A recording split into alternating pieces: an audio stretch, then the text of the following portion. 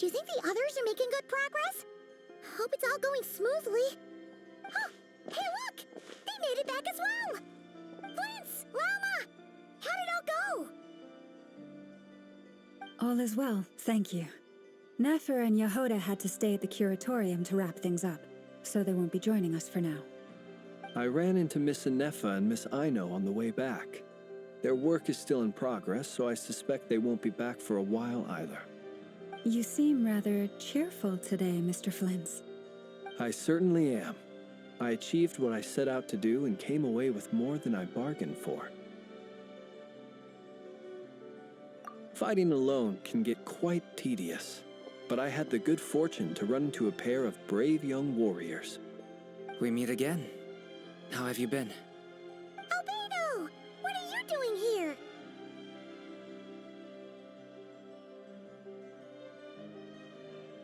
That would be a natural assumption to make. It's also the correct one. These two courageously lent me a hand while I was fighting the wild hunt. When they told me they were Servarka's colleagues, it all made sense. And given how people of outstanding talent tend to cross paths, it's no wonder you're already acquainted. So, who's your travel buddy, Albedo? Why don't you come and introduce yourself?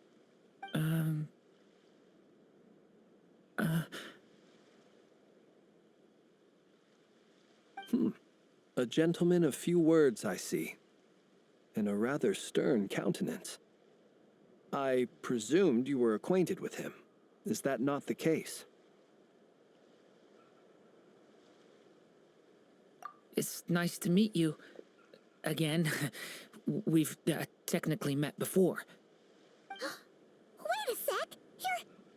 You're Minnie Durin! That's right. It's me. I'm glad to see you again. By the way, he says it's okay if you drop the mini. Yeah, I'm not as mini as I used to be. Interesting, isn't it? The first step towards blending into human society appears to be reflecting on whether one's name really reflects who they are. Wow! You look so different! In a good way, of course. It's great to see you looking so healthy. Thank you, Paimon. And although you're as mini as ever, I understand that diminutives don't always convey endearment. I'll be sure to simply call you Paimon as a sign of my great respect for you. Wow! You're such a smooth talker now. Paimon could get used to this. From now on, you may refer to her as your esteemed guide, Paimon. Personally, I think our little Paimon is the perfect size. When people call her Little Paimon, it's just because she's so adorable that they can't help themselves. If that's not a sign of endearment, what is? You're absolutely right, Miss Lauma. My brother still has a long road ahead of him when it comes to understanding human relationships. Anyway, speaking of long journeys, didn't Columbina, leave with you? How come she isn't back yet? She's been catching up with old friends. Wouldn't be surprised if she stopped for a cup of tea or 10 on the way back. Uh-oh. People are talking about me. Hope it's nothing negative.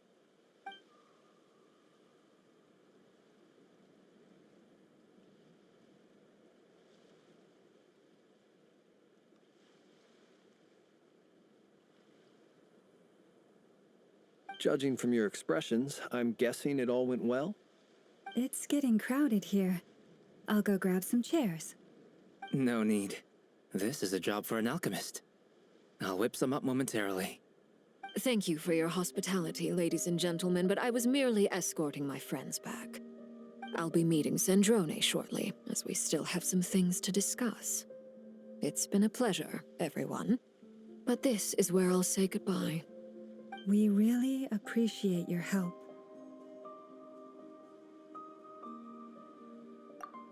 Oh, come on. Spare the formalities. I'm just glad I could help out some true friends. I understand. Well, bye for now, Harlequino.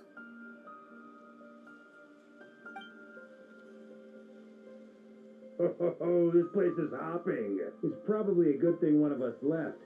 Otherwise, we might not fit all these people in. Are you saying we're about to run out of chairs? As a matter of fact, I am. Come on in and see for yourself.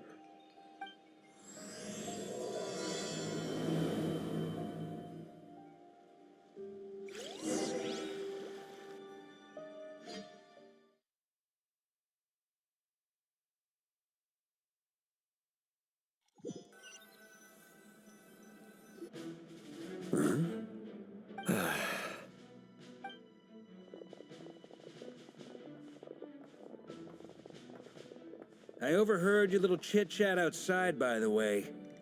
With Miss Columbina's colleague gone, we should be back to the original crew plus the other colleagues I brought in.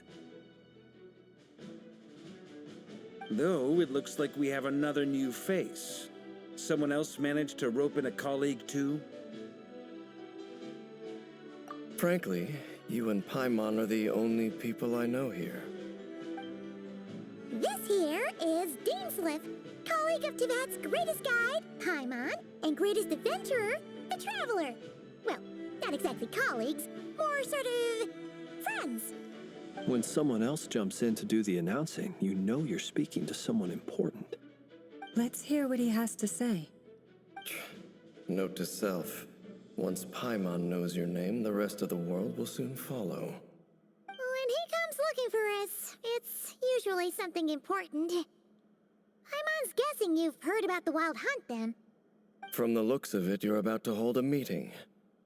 If I were to say that the Wild Hunt is our mutual enemy, would that earn me a seat at the table?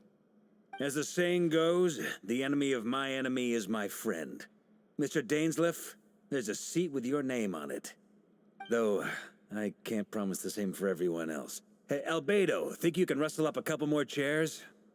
After all this time apart, Grandmaster Varka's first order is to rustle up a couple more chairs. I've missed this. Is he being sarcastic? Hey, he's your brother. Why are you asking us? I've still got a lot to learn about the nuances of human conversation. Trying to decipher Albedo's way of speaking has been like jumping in at the deep end.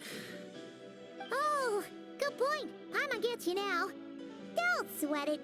There are people who go their whole lives without getting the hang of it. You're ahead of the game already.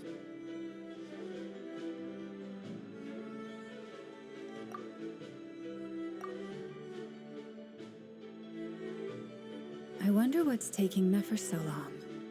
Perhaps you should go and check in with her. If anyone can hurry her along, it's you. I just got back from the curatorium. Besides, aren't you curious to see what's taking her so long? Miss Nefer doesn't strike me as the type to share secrets. And since gathering intel is her specialty, I'm guessing she'd prefer to keep her methods confidential. Under such circumstances, would it not be tactless for me to impose? Oh, but it's fine for me to impose. What can I say? You have an unrivaled ability to garner people's affection, Miss Moonchanter. Besides, you have far more in common with her than I do. All right, then. Impressive. She barely fought back at all. I admire your powers of persuasion, my friend. As I'm sure Miss Lauma will realize soon enough, the trick in life is to always pitch in with other people's responsibilities so that you can be selective with your own. Another trick is to simply hide in the background. Spoken like a true sage. Anyway, looks like we've got some time to kill before the meeting. Let's take a little breather, folks. And feel free to chat amongst yourselves. We'll get down to business once the other two arrive.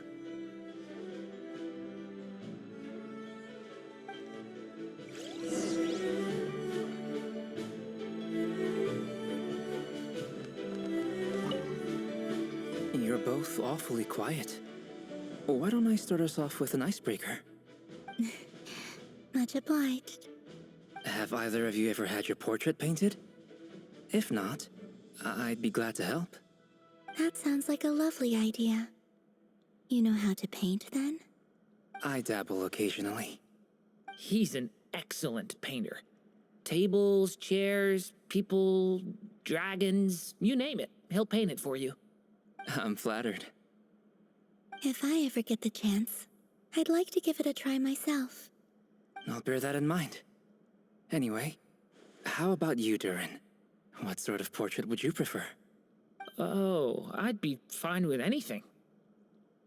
Whatever style feels best to you. Very well. Then I'll play it by ear. You can replicate any style I want? I can try. If you show me a sample, I'll do my best to match it. Thank you. In that case, I'll dig up some reference material for you.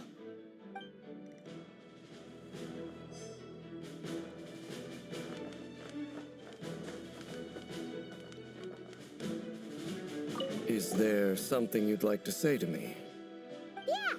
For starters, why'd you just show up here without even giving us a heads up? If you think back to our previous interactions, you may recall that that's hardly out of character for me. You do have a point there. Oh yeah!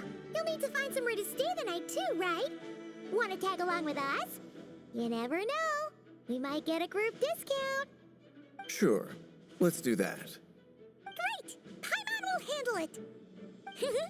And in return, we can get Dainslift to be our very own personal bodyguard.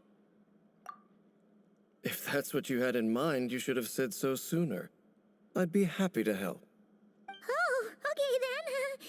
Paimon was only kidding, but good to know. Anyway, since we're all here together, we might as well watch each other's backs. That's just what friends do, right? Indeed. Thank you.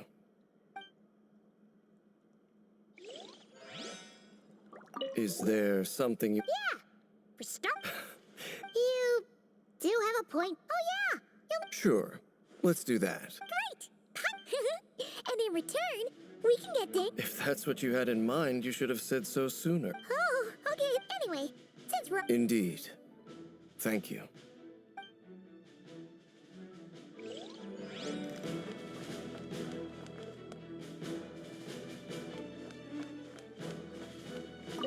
Truth be told, I can't remember the last time I was in a meeting with so many people.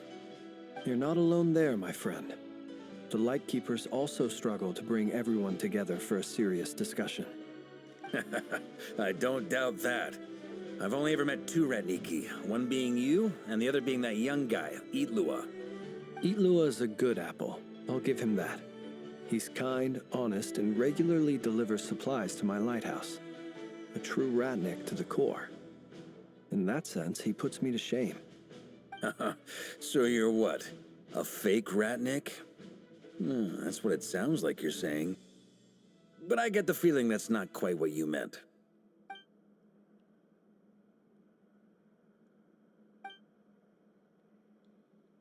Come on, why the awkward silence? Sorry. I'm not even gonna bother trying to hide it. You've known all along, haven't you, my friend?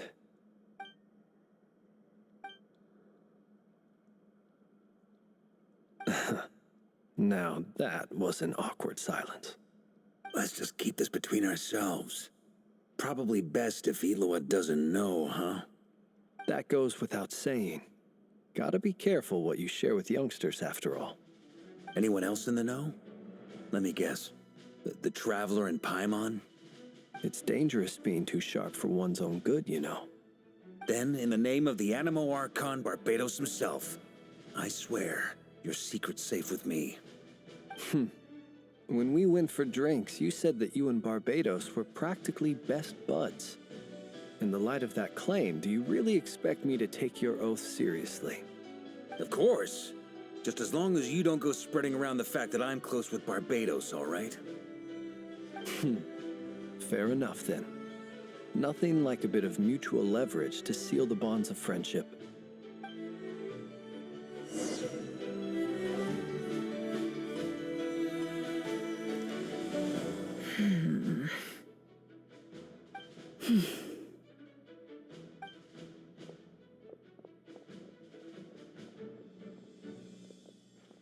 Ah, Miss Nefer. You made it after all. But what about Yehoda? I'm here to give you an update on how things are going on our end. Once this is over, I'll be heading straight back to continue my work. I left Yehoda back at the curatorium to watch over things while I'm gone. Huh.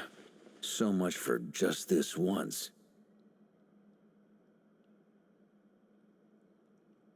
Shh! Not so loud! We're on a roll here. What if she remembers and suddenly decides to back out? Did you say something, Mr. Varka? Huh? I didn't say anything. Right, Flints? Must have been a frog. They get so noisy around here at nighttime. It's like they're putting on a concert in the background. Anyway, before we begin, there's a few introductions to make. Let me start by saying that it's an honor to be speaking before so many distinguished colleagues and collaborators. First up, we have Miss Lauma. As Moon Chanter, she's the leader of the Frost Moon Scions, a local religious community in Nodcry. Then there's Miss Nefer, boss of the Curatorium of Secrets, an intel gatherer extraordinaire. Nefer is leading the investigation into Rerer's background, assisted by Yehoda and Lauma. From the little I've heard, they're making some great progress. Over here, we have Mr. Flintz, a ratnik and guardian of the abandoned lighthouse. In our last operation, he courageously distracted the Wild Hunt to buy time for the rest of us. For those of you who've never met, this is Mr. Albedo, a renowned alchemist and captain of the Knights of Favonius investigation team. By his side is a new face for us all, myself included, Mr. Durin, who has come to lend his aid. Next up, we have the Moon Maiden and former Fatui Harbinger, Miss Columbina. Then we have the Traveler, who's earned more titles than I could possibly hope to list out, so I'll spare you the rundown. And Paimon, the ultimate travel companion and quite possibly the best guide in all of Tevat. Wow! That's a lot of people! Great turnout! Miss Nefer, it looks like you might have another job coming your way, so, congratulations on the booming business, I guess. You think I haven't got enough on my hands as it is? Who's looking for me now? That would be me, Miss Nefer. I have a commission for you. And you are? Who I am doesn't matter right now. What does matter is that I'd like you to gather more intelligence about the Recher of Solnari. Well, it's not as if we never take on anonymous commissions, but in your case, I'll have to decline. I'm gonna take a wild guess and say your job's probably more hassle than it's worth. Something about you seems like bad news. It's my eyes, isn't it? Conrian, I assume. And what's with the mask? Are you trying to hide your identity? In any case, the fact that you're even still alive raises an awful lot of questions for me. My name is Dainsleif. And yes, I am from Conria. As I'm sure you're aware, the Recher of Solnari's real name is Rerir. He was once an acquaintance of mine. Really? Then you must have been quite an influential figure yourself. You flatter me, but none of that matters anymore. My point was simply to clarify why I have asked Miss Nefer to investigate Rerir's background. So you're both from Conria, and it sounds like you used to be friends? What am I missing here? Surely you already know how he became one of the Five Sinners. I'll tell you everything I know. The history of Conria, the names and identities of the Five Sinners. I remember it all like it was yesterday. I have never spoken openly of this before. But the truth was exactly as people say. The Five Sinners were each driven by their own desires, and it was by playing upon these that the Abyss tempted them to their fall, tearing Conria apart in the process. The visionary, Vedafinir, who wished to foretell the future. The wise, Haroptatir, who sought limitless knowledge. Gold, Rhindaughter, who desired to create life. The foul, Sertologi, who pursued supreme strength. And last, but not least, Raker of Solnari, Rerir, Ravager of the Moon. Of the five, Rerir is the only one who remains a mystery to me. He never harbored grand ambitions, so what changed in the space of a single night? How did he come to fall like the others? In other words, you're saying that his change came as a shock to you, and you have no idea what actually happened? That's right. You mentioned how the Abyss tempted them, which led to their fall. But what did that look like in practice? And what other context can you give me about the events of that time? The more detail you can give me, the better. Strangely, now that it comes to it, I hardly know where to begin. The fateful night took place during the era of the Eclipse Dynasty. One day, my elder brother, the visionary, Vedifenir, was summoned to the palace by the Vinster King, only for the king to gouge out his eyes and cast him into the dungeons. When I came to hear of this, my fury knew no bounds. I gathered together every ally I thought I had, and together, we set a night to storm the palace and free Ved. Centuries on, the memories of that night still haunt me like a never-ending nightmare. We broke through the palace gates, just like we had planned, each striking towards our separate targets. But then, I was betrayed. Even Vedifenir, the very person I had come to rescue, abandoned me and partook of the Abyss's power. So, it's personal after all. Then tell me, Mr. Dainsleif, what price are you willing to pay? You, of all people, must know that nothing comes for free. I cannot say what price would be worthy of such a commission. But know this. Rerir was not always a madman. Believe it or not, there was a time when he was just an ordinary man, working for the Conrian Intelligence Service. Uncovering the truth of Rerir's past is the only way to unravel this mystery. But before you decide if you will accept my commission, I will tell you more about him.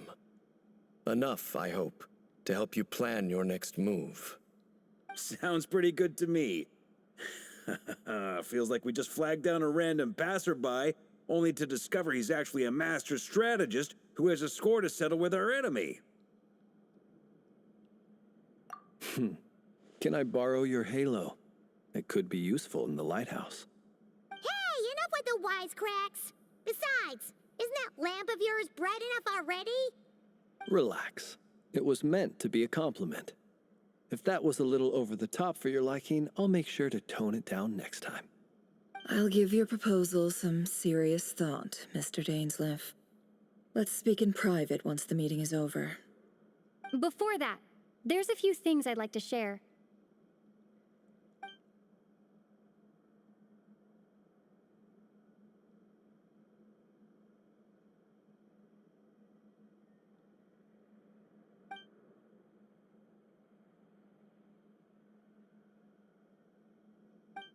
Now that we've united the hearts of the three moons, your power should be greatly enhanced. But it seems like that hasn't happened yet. I believe it will take a little longer. You've done so much for me, so I want to be completely honest with you all. Even though I'm doing a lot better now, the truth is, my recovery will likely be an ongoing process. From the moment I was born, my power has been slowly ebbing away. And that is because Tevat has never accepted me. Even with the moons united as one, it seems my rejection cannot be undone. So far, I have yet to find a solution. It may turn out to be a problem that will plague me until the day I finally leave this place behind. Even so, I will do everything in my power to help you drive out the Raher of Solnari. As Arlecchino put it, this is not about chasing the spoils of victory. It's just a gesture of heartfelt gratitude. Kutar.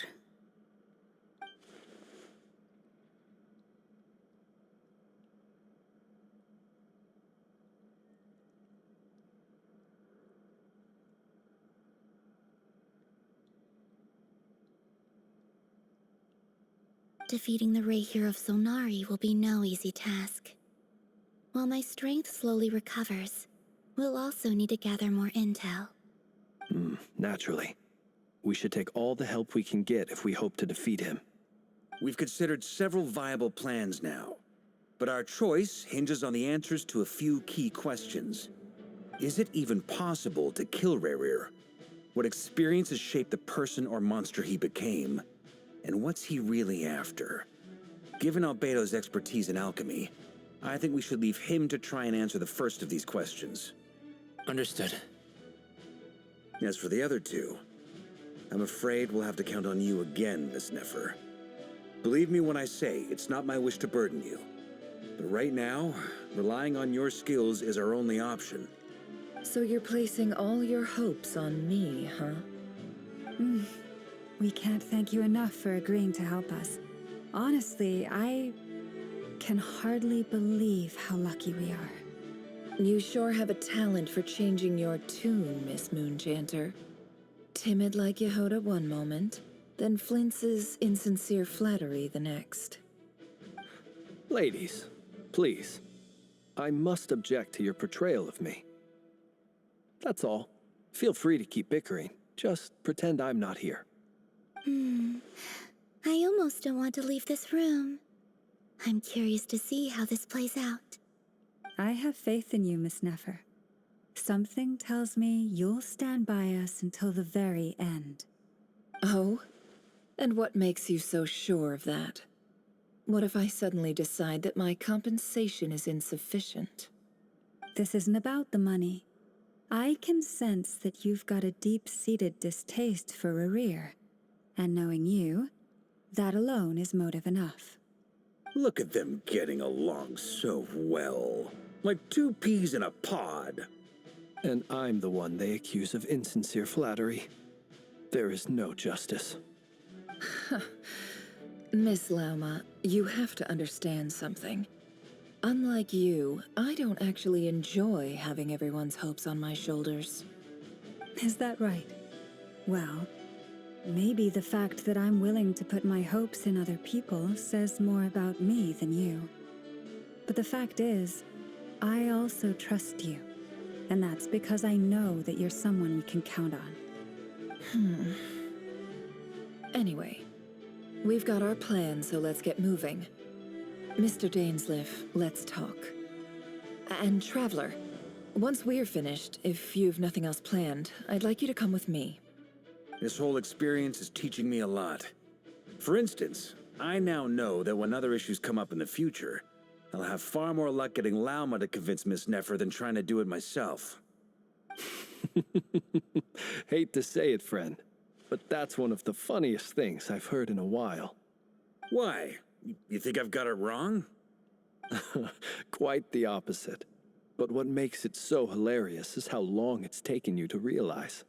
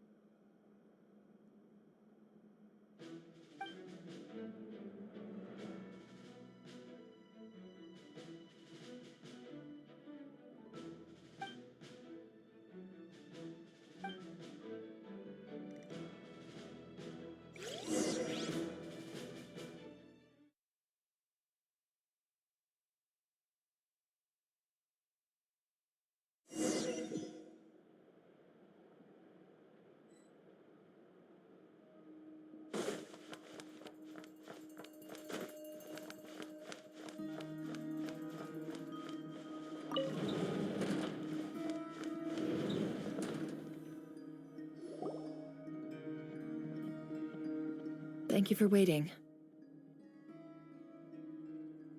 okay.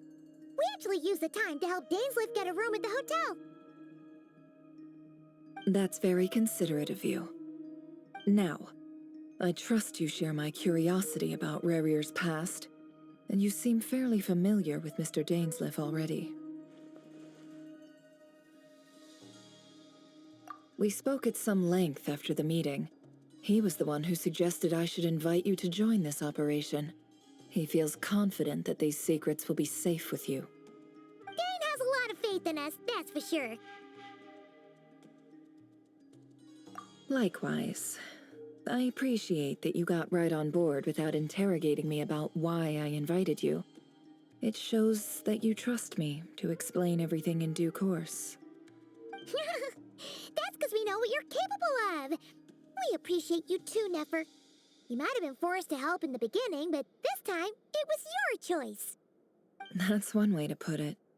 Another is this, that once a decision's been made, it's set in stone. After that, my only goal is to see it through. All right, so here's how it is. I'm going to access Rarier's thoughts again using my confidential method. Now, I'm sure you've seen things like this before on your travels, so you're surely well aware of how dangerous it can be. The reason I've gathered you all here is to ensure my safety during the proceedings. I plan for us to enter the fragment of his consciousness together, and once inside, I will focus on searching for information. Think of this as a diving expedition into someone's brain. If I'm the diver, you are my safety equipment, tasked with keeping me alive while I'm under the surface. Once the ceremony begins, we will all be spying on privileged information. But in the interests of safety, you must remain absolutely silent at all times. We will discuss our observations after the ceremony has concluded. Lastly, any individuals of a weaker constitution are advised not to partake in the ceremony. In any case, Paimon has her own job to do, which requires staying in the room but not joining the ceremony.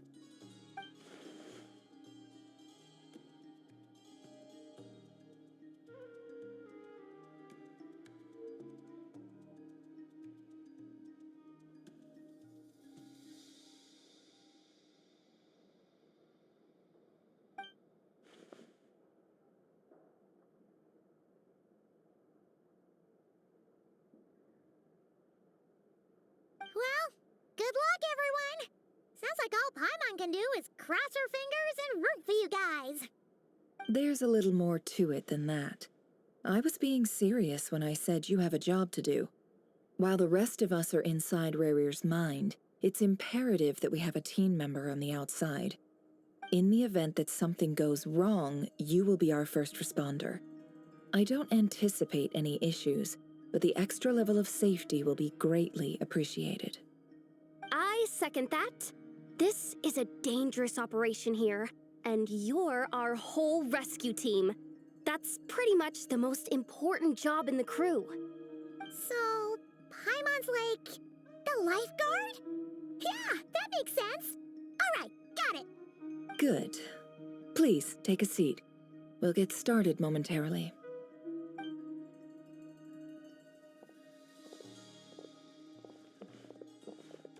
So, did Mr. Dainsleif tell you anything else? He told me that he believes Rarier kept some big secrets in his life. He's not sure that they were the cause of his eventual downfall, but he's asked me to uncover what those secrets were all the same. But surely you're not planning to go through with this, no matter the cost. If you think that, you'd be overestimating me. I'm a businesswoman, not a mercenary. But I do have my own professional reasons for taking this job. You think I'd turn down the opportunity to get a first-hand glimpse into Conrian history? No chance. Well, as long as you don't let morbid curiosity get in the way of safety concerns, we're good. We'll do whatever we can to help you. You're such a killjoy.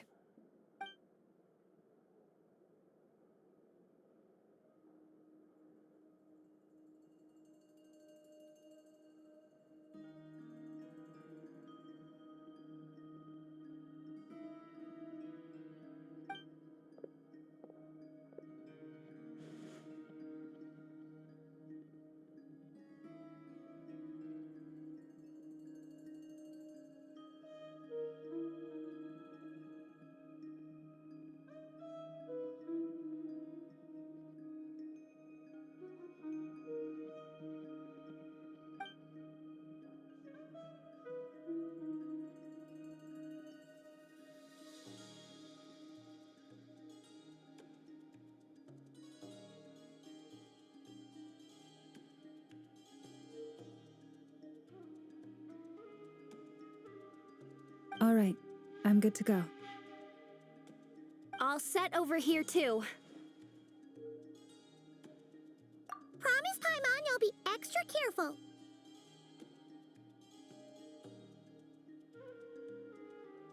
All right. Let your whole body relax. We're about to begin. Close your eyes.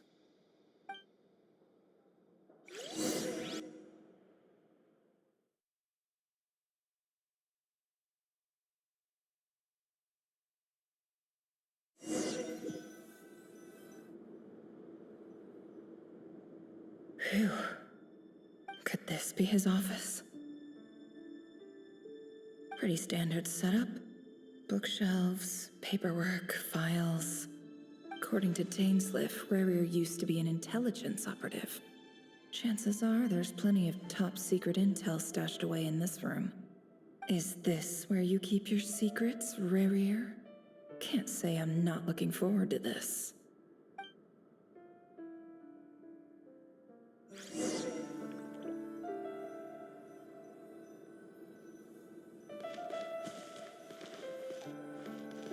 He looks even gloomier than last time. I wonder what's changed.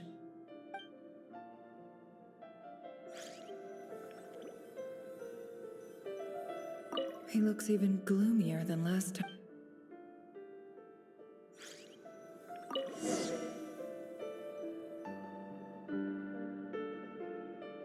Today's files are in. Time to wade through them, just like usual.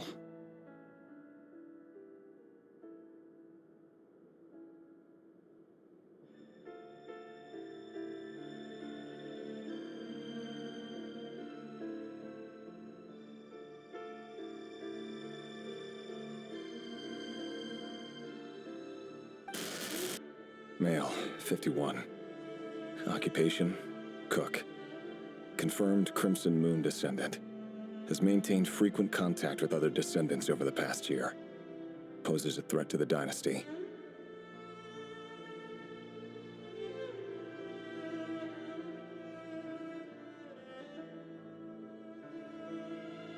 Neutralized.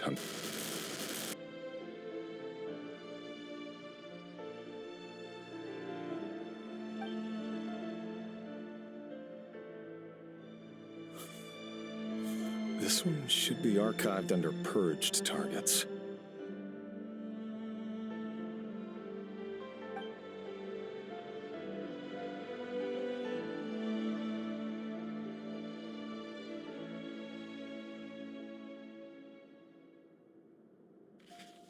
Female, 23. Occupation, office clerk. Confirmed Crimson Moon descendant. Has maintained frequent contact with other descendants over the past year. Poses a threat to the dynasty. Neutralized.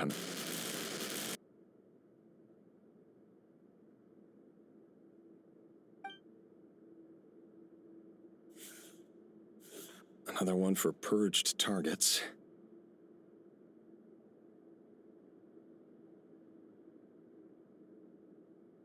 Sounds like she was that other man's daughter.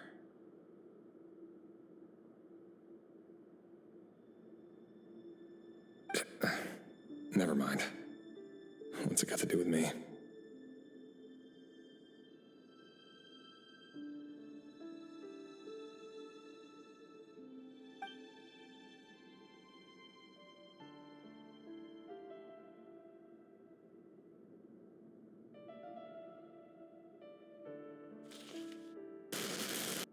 Male, 40. Occupation, teacher. Confirmed Crimson Moon descendant. Has been observed making contact with other descendants during the past year. Poses a threat to the dynasty.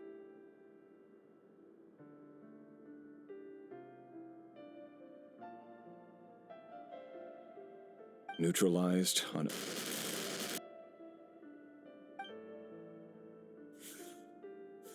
Just another nobody for the archive. Come to think of it, I remember surveilling this man. A case like his never would have been considered a priority in the past. Huh. He barely even interacted with other Crimson Moon descendants.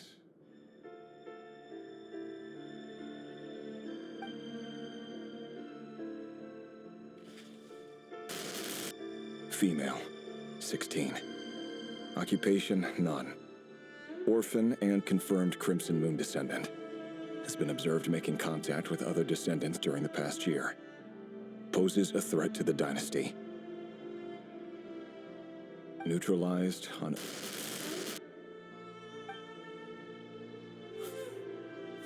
Filed.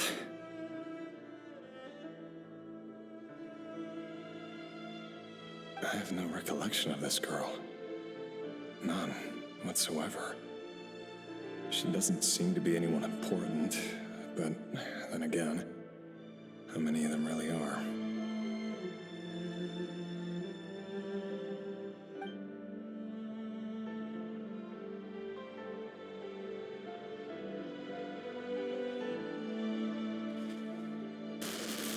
Female, 13. Occupation, none. Orphan and confirmed Crimson Moon descendant. Has been observed making contact with other descendants during the past year. Poses a threat to the dynasty. Neutralized on...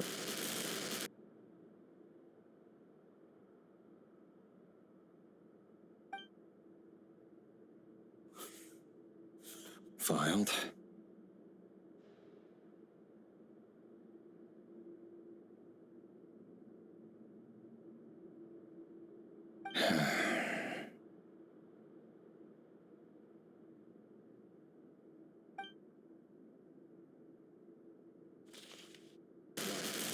Male, 11. Occupation, none.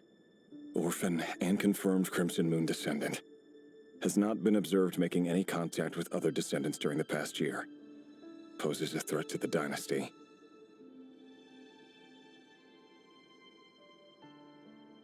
Neutralized and...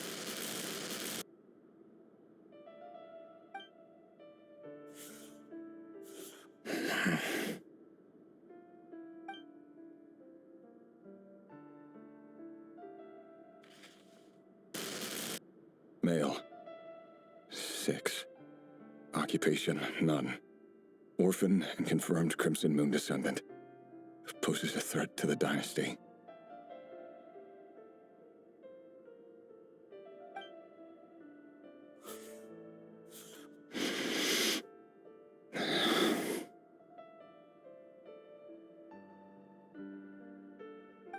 It's funny, isn't it? Your job is becoming both harder and easier at the same time, depending on how you look at it. Sooner or later, the Crimson Moon descendants will be completely wiped out. But as their numbers dwindle, they become harder and harder to track down. That's not how it is. Fortunately, however, most of the able-bodied adults have already been taken care of. The remaining weaklings will be increasingly easy to deal with.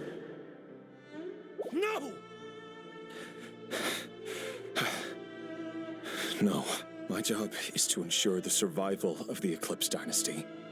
And the only way to do that is by eliminating any and all potential threats. It's a perfectly legitimate line of work. Every single one of my colleagues can attest to my fairness. And if my friends were aware of the facts, I know they'd back me up too.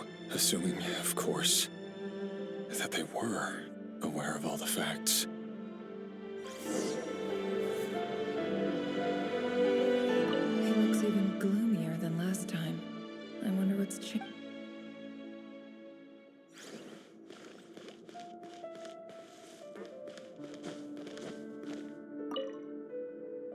Bookshelves full of documents.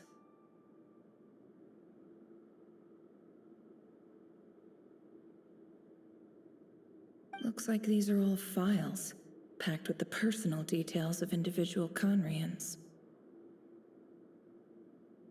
The Crimson Moon dynasty preceded the eclipse. Since Rerir worked as a secret agent during the latter, it stands to reason that he was tasked with purging remnants of the old dynasty. Yep, lines up exactly with what Dainsleif told me.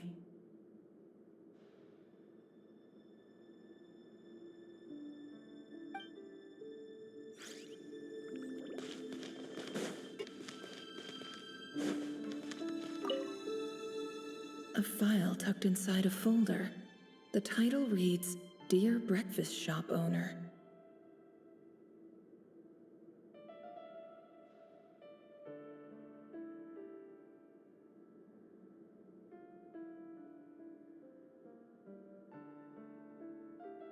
It's a list of names.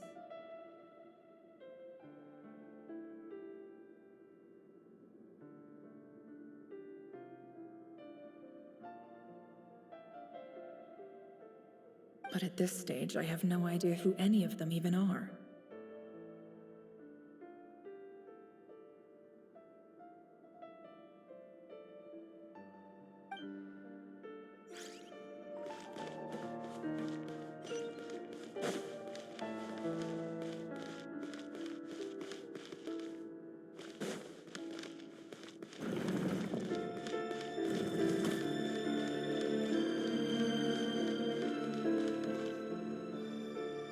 Mr. Vedifalnir, it's been quite some time since we last met.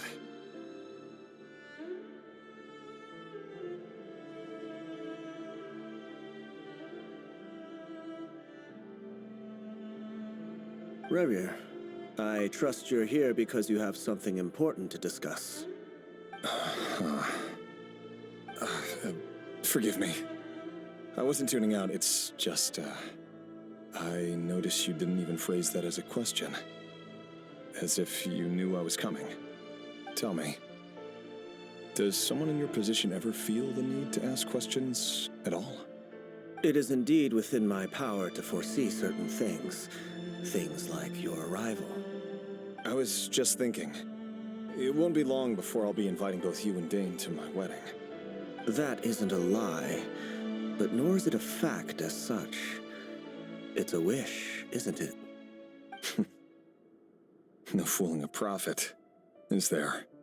Ever since that day we met for drinks, I knew it was only a matter of time before you came looking for me. Does it feel good? Knowing how the future will unfold. I'm afraid the notions of good and bad fail to capture the complexity of what such a power entails. Once you've seen what will come to pass, it can be all too easy to succumb to fear and melancholy. Unless, of course, you learn to abandon these feelings.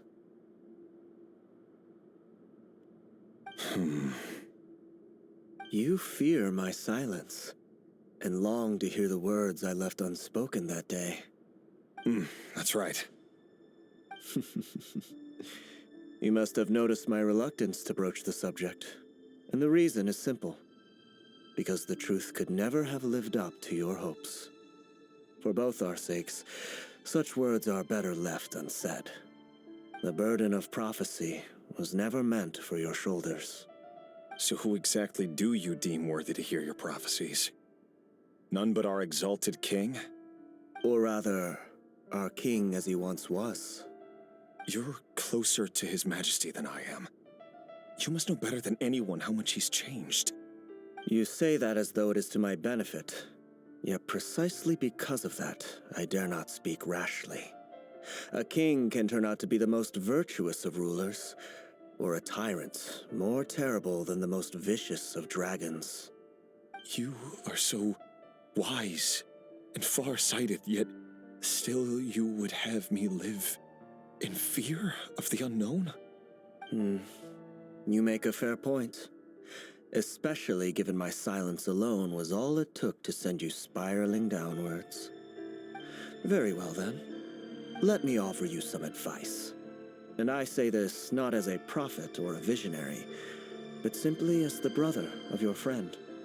For many reasons, there is very little chance of your marriage ending in happiness. If happiness is what you seek, you should find another fiancé.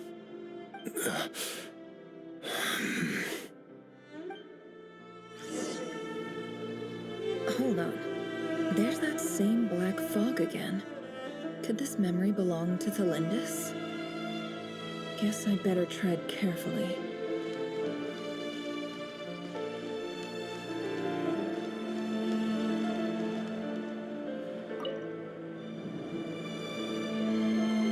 Wait.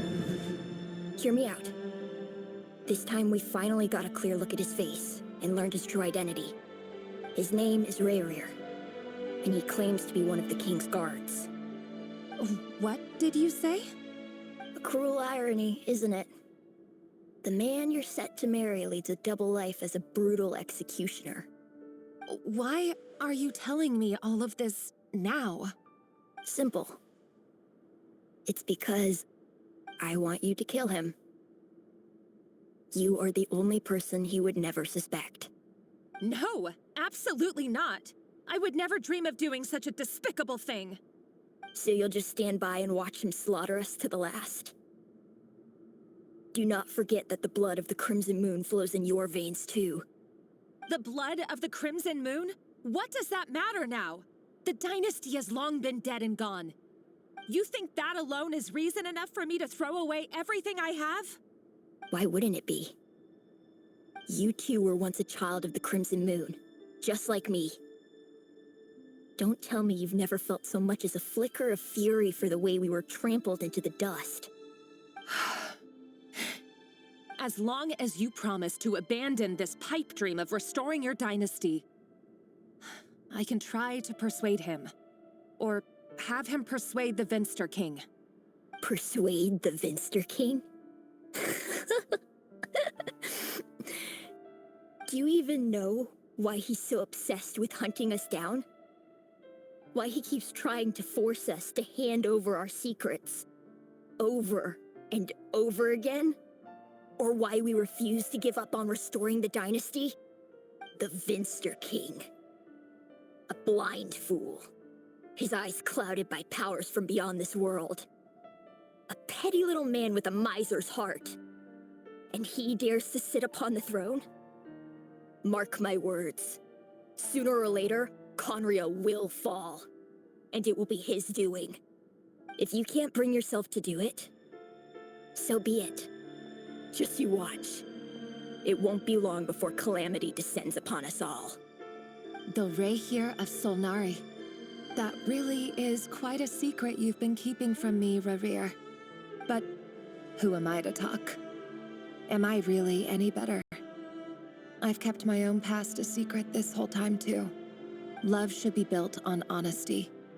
But ours was born from lies. And yet, is it really so wrong to hide things that would only make life harder? If we don't cover up the parts that no one else should see, how can we go on pretending to be normal? Vedifulnir must have known all this. And that's why he made his prophecy. In the end, nothing stays hidden forever.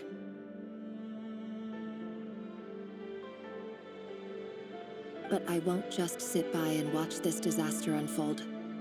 I'll do everything in my power to protect what I cannot afford to lose, no matter who I have to face.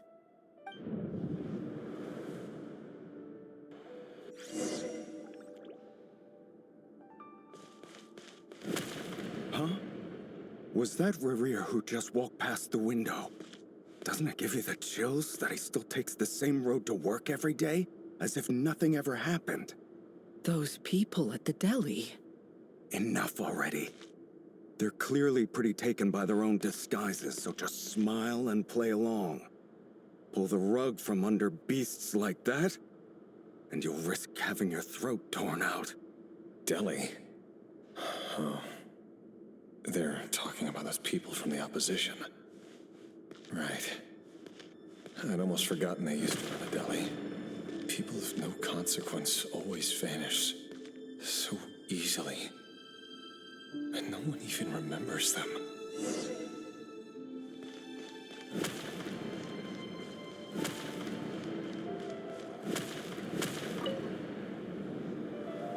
But surely you can see he's not the man he pretends to be.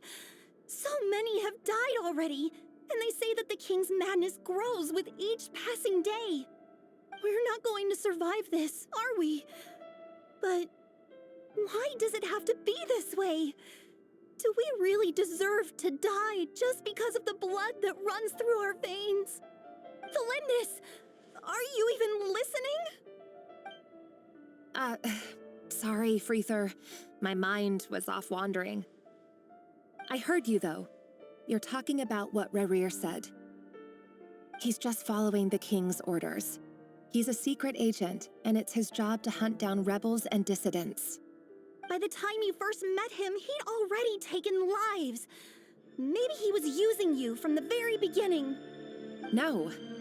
Rerir has no idea I have anything to do with the Crimson Moon. My family are only distant relatives of the main lineage, and besides, my eyes are perfectly ordinary.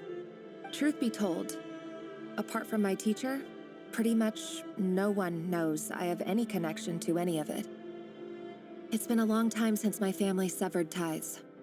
But as Orlog said, who could possibly talk sense into that raving lunatic of a king? No one. I'll work something out. Trust me, I'm with you all. But for now, you need to keep yourselves hidden. Don't let anyone find you, anyone at all. Don't forget that Rerir is an Eclipse operative. You need to be extra careful when he's around. And when I am too. For now, don't come looking for me. And if anything happens to me, just act like we've never met. If even you can't escape this, what hope do the rest of us have? But after all this time together, surely he wouldn't lay a hand on you. I won't speak in his defense, nor can I give you a clear answer to that question. But I'll do everything I can to put an end to this. Here, hold on to this. If an opportunity to escape presents itself, take it. You'll be glad you took some spare change. You call that change? But what about you? I've got a job, and there's still money coming in. But you can't go anywhere right now. Please think about yourself for once.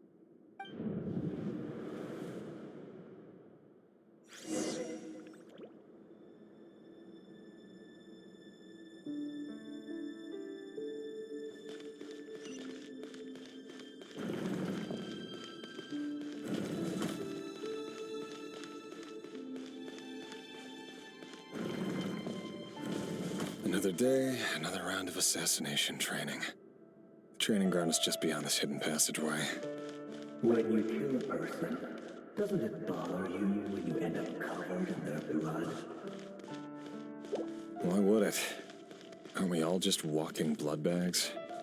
But not everyone is accustomed to hunting down others like prey. You've been a hunter for so long now, you seem to have forgotten that most people don't just go around killing one another. Leave me alone.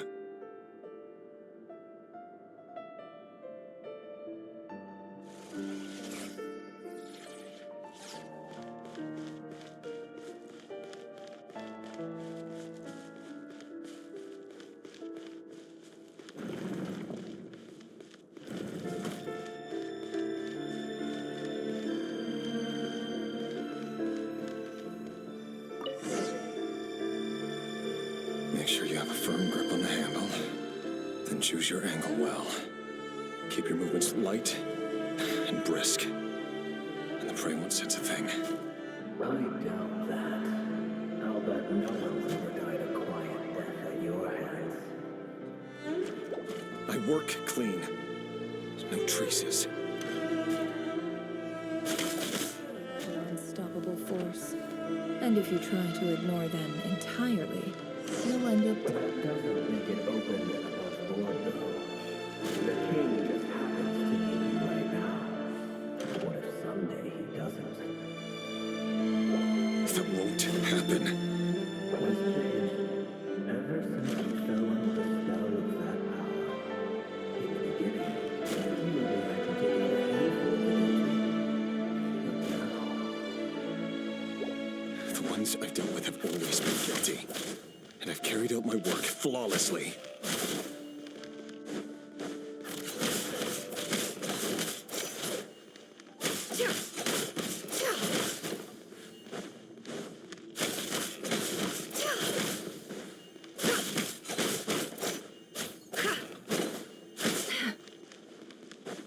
Can't hide the truth. You know, proposal, don't you? Was it because she didn't trust you, or something else?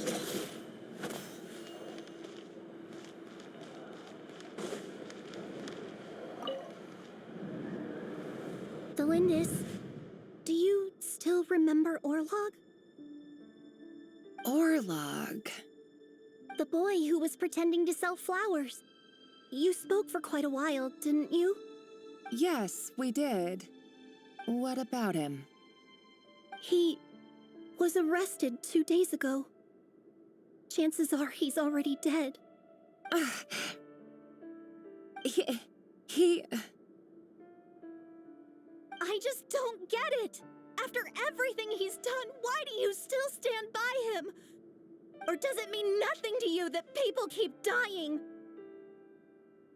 No, that's not... Just hear me out.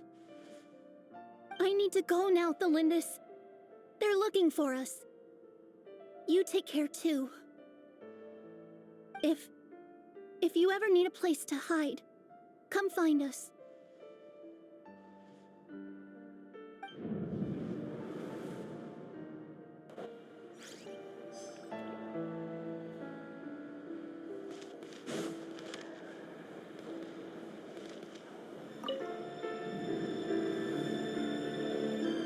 Author Thelindis. Over the course of this week, the research object was subjected to interference for a total of 47 hours for experimental purposes. The results are as follows. All subjects of observation that were sent inside have now... The situation within is proving more problematic than anticipated. No progress whatsoever. What now? Won't you give me even a glimmer of hope? Things are getting worse by the day. I have to find a way or we'll all be in danger.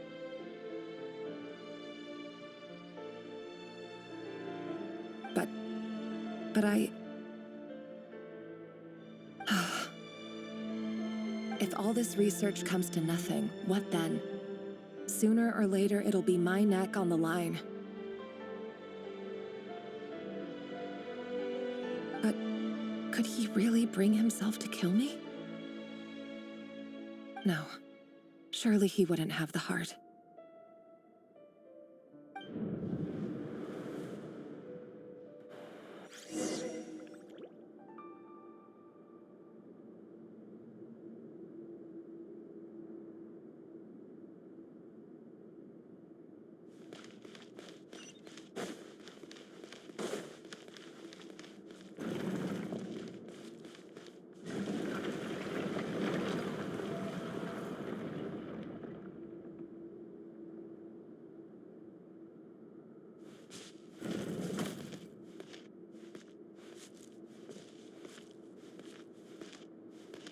Why won't you just let us go? We don't even know each other. All we want is to live ordinary, peaceful lives. You want to live?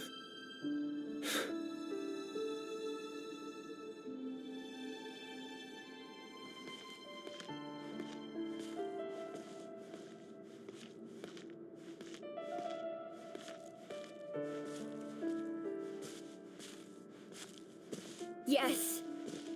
I just want to go on living. Is that really such an unforgivable crime?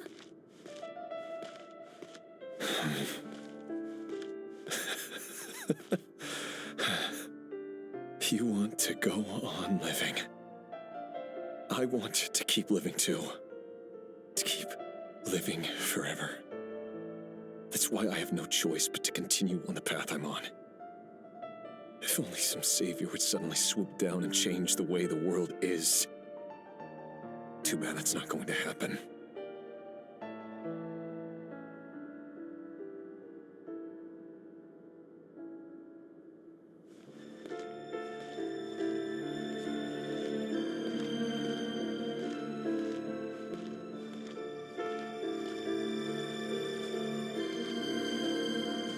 Imagine that. If there really were such a person, you and I wouldn't be standing here like this, would we?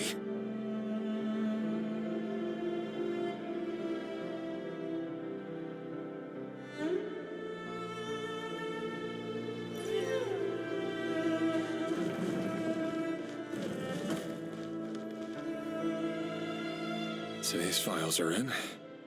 Time to wade through them just like usual. No, I don't get tired of it. It's my job.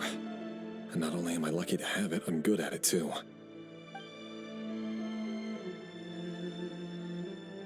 Huh.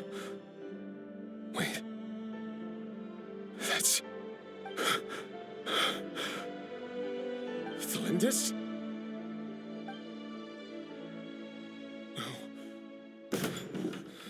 No. No! Why? But you bear no mark of the Crimson Moon. How could you possibly have anything to do with them? It cannot be! A diluted bloodline. Carefully concealed. I see it now. You've been living in the shadows just like me. What a fool I've been. Numbing myself with talk of justice. Even imagining my friends would back me up. But in the end, Irminsul. Finster King! How far are you going to take this? From the direct bloodline to secondary offshoots? And then what? Today it's the descendants of the Crimson Moon. Who will it be tomorrow? Will you not rest until everyone down here is dead? No. This cannot go on. This is where it ends.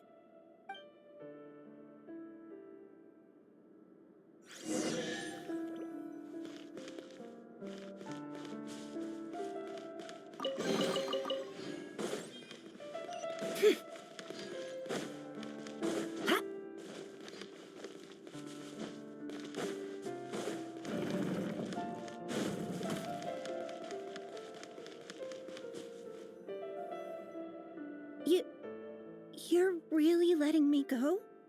I am. As long as you can guarantee that no one will find you. Don't worry, I'll be extra careful. No one will know I was here. But what about you? Me? If you let me go, you won't be able to complete your mission, will you? Good point. In that case, maybe you should stay. No, please! I just want to see the outside world again. To... Go on living? Yes. I know you're a man of your word. So please, just let me go. If I let you leave, what will become of me? Just kidding. Go, now. But remember, don't let anyone know you were caught. We'll be seeing each other again very soon if you do.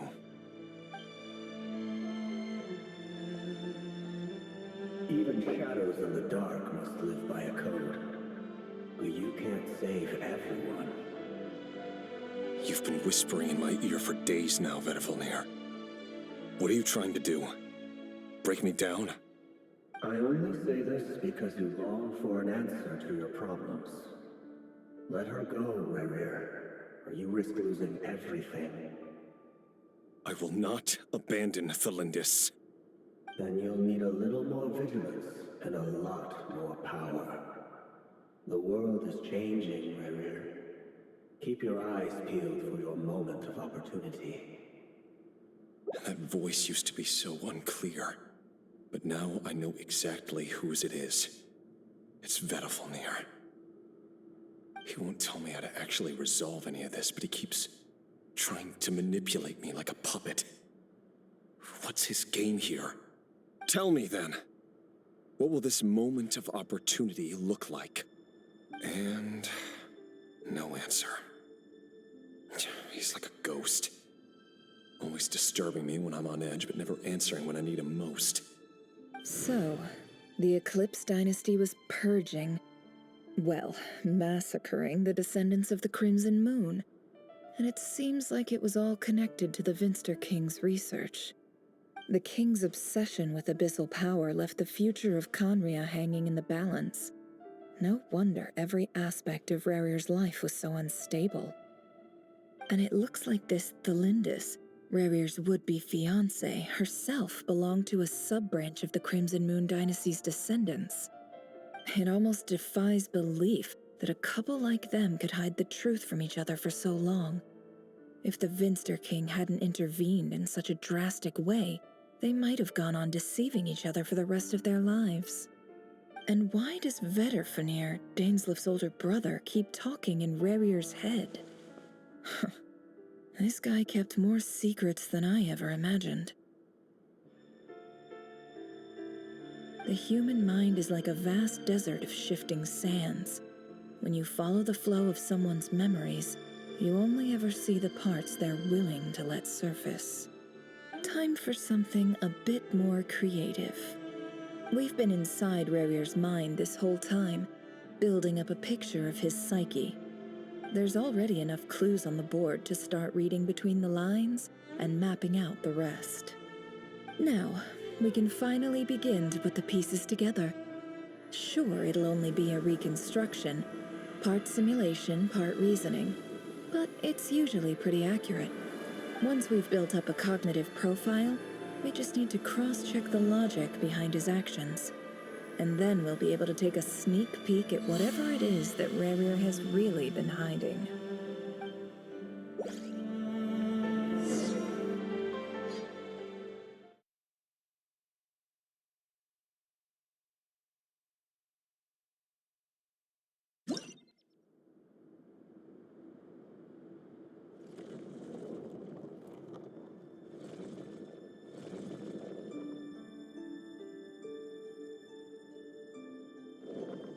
Rerir, are you there?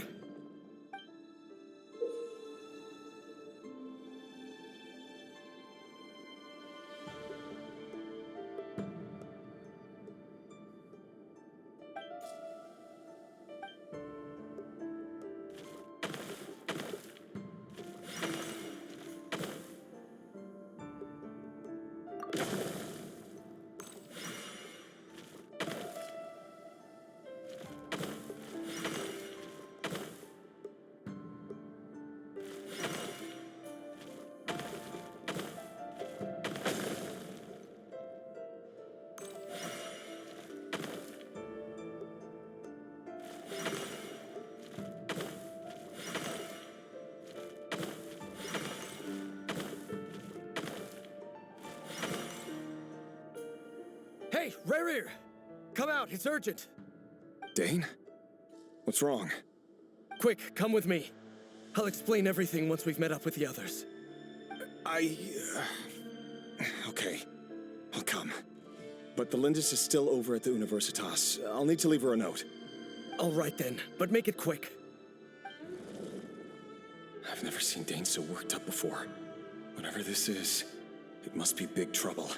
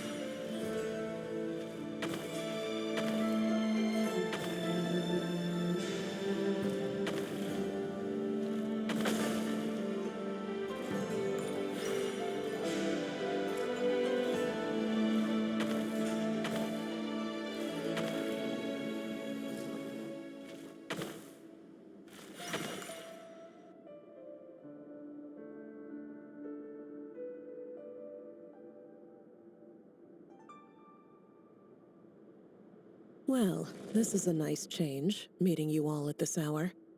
When men and women of ambition can speak face to face in broad daylight, I say that's a big step forward for our dear Conria. Don't be ridiculous. We do not fear the day. Why would we seek refuge in the night? You might ask your blade that same question. I'm told it prefers the cover of darkness. The word on the street is that Sertologi only strikes when he has an unfair advantage. But that is patently false. I see you're missing an arm and a leg. Surely only a fair fight could explain that. If this is your way of offering me replacement limbs, believe me, I'll take them. Oh, we can certainly discuss that. With bioalchemy, anything is possible. Assuming I have your full support in my research. Lunatic. Roptatir, what brings you here? Why, Dainsleif, of course. He invited me. Please, cast aside your apprehensions, Miss Rhindaughter. Whatever the rumors may say, I am but a humble servant of the king, and I can assure you he affords me no greater convenience than he does you. Well, the Universitas Magistrorum won't stop fawning over you, so at least some of the rumors must be true.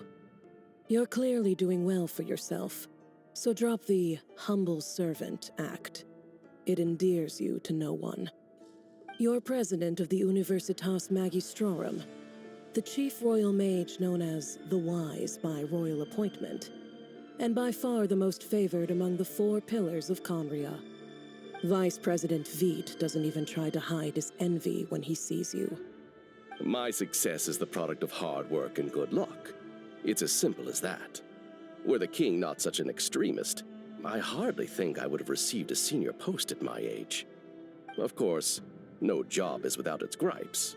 Serving a king like ours can be a challenging task, as I'm sure you can imagine. And as for Efterveet, in missing out on the presidency, he's dodged a mountain of stress. Like everything else in life, it comes with pros and cons. You're all here. I apologize for the short notice, but it was an emergency.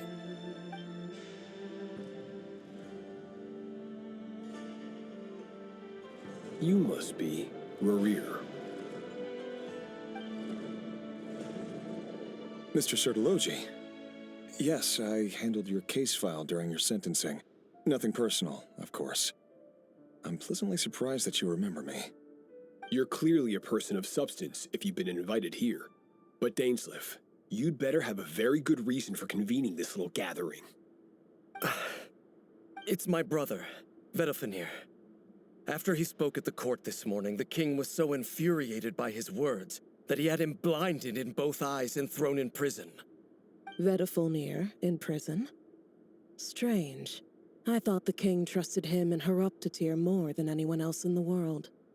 Does this mean the king's circle of trust just got even smaller? It has nothing to do with trust. It's about what the king wants, which is as clear as day to anyone paying attention. I simply appease him, because it's in the best interests of the Universitas Magistrorum. And also because you're slimy. Vedafenir, perhaps less so.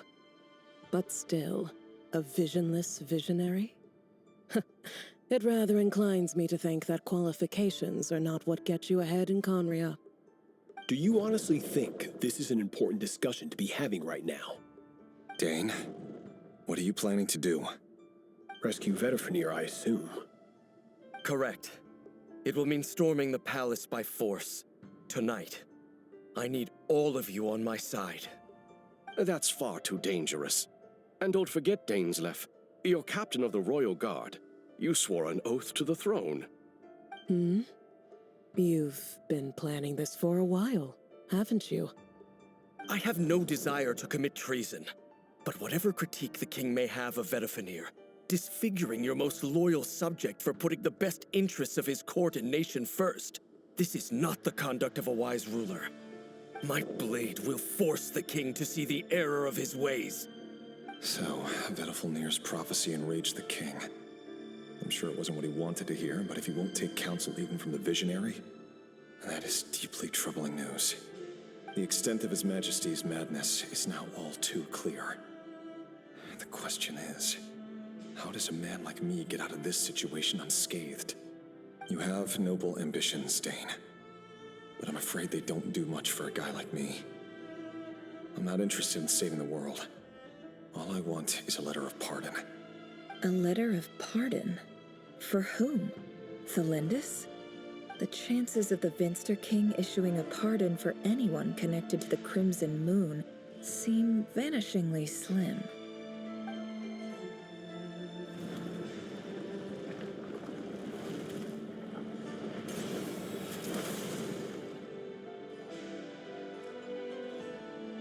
This black fog over the board must have some connection to Thelindis. But why is it taking this form?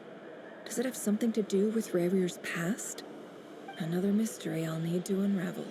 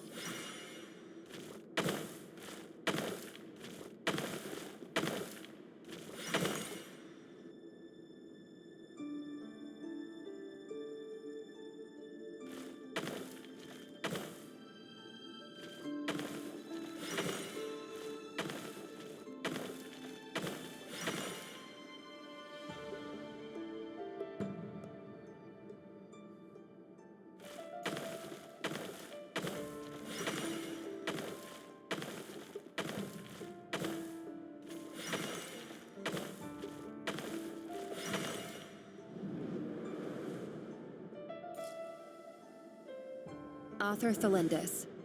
Over the course of this week, the research object was subjected to interference for a total of 60 hours for experimental purposes. The results are as follows. Research dating back to the Crimson Moon Dynasty has established 2 points regarding moon marrow. Firstly, its origins have something to do with a god's power.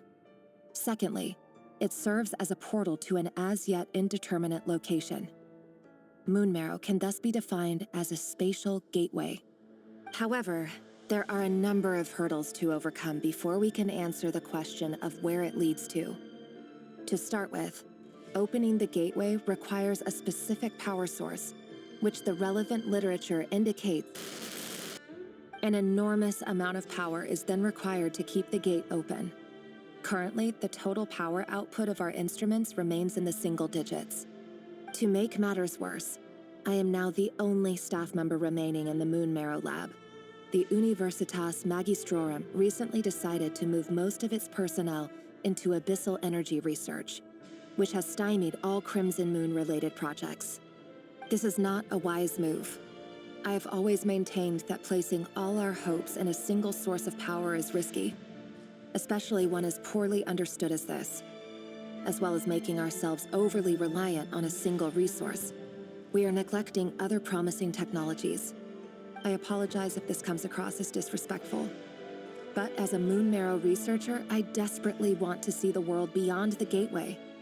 If we really made it there one day, what would we find? And how would we go about taming the unknown? My imagination is endlessly fueled by questions such as these.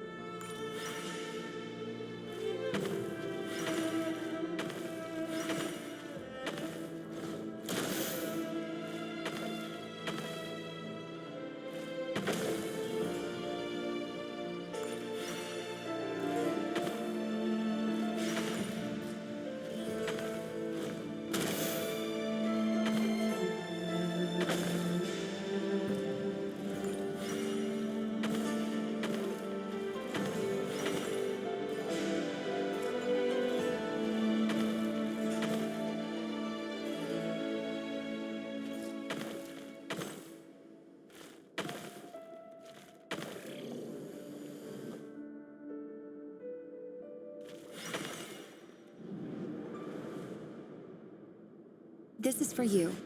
I heard you're gonna leave the city with your parents. The Lindis, did you hear about what happened? I've heard nothing. Rerir got back very late last Friday, and he was acting a little unusual, but he slept pretty well, so I'm guessing whatever he did was a good deed. You never saw him, and I don't know what he did. And this conversation never happened. You understand? What if he finds out that you pried into his secrets? Don't be silly. I don't know what secrets he does or doesn't have. All I know is he's just a normal guy who happens to run some errands for the king. Are you scared of him? I don't know. The Rerir I know doesn't match the person you all describe. Logically, I should be scared of him. And yet, I don't want to lose him. But enough about that. You should get going, and be careful with the package I gave you. Keep it secret. Keep it safe. What's in it? A piece of the moon. All you need to know is that as long as you keep it safe, then in the future, everyone will be able to see a red moon. A red moon? You mean our moon? That's right. Our moon. Promise me you'll look after it. I promise, the Lindis. The Crimson Moon bloodline will never die out. Its light, the color of blood, will become like a fire that flows in our veins, no matter how long it takes.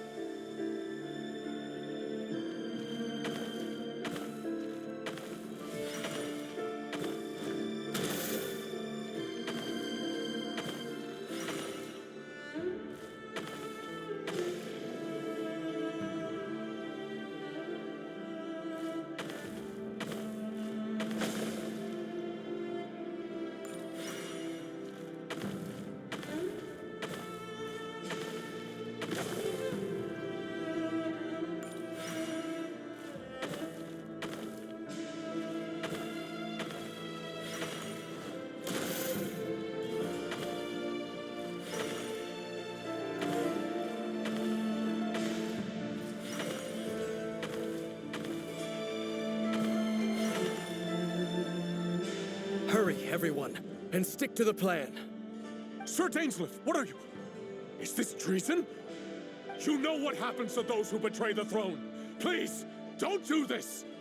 It is the king himself who has betrayed the throne. He has betrayed all of Conria. If you have any love left for justice in your heart, you should join me. It's showtime. Dane and his group will handle the troops in the palace. Then Hraptatir and Rhindaughter will disarm the security measures. My job is to enter the prison and rescue Vedifalnir. Stay safe. Wish me luck. Look after my brother. Draw your blade. It is time for justice to prevail.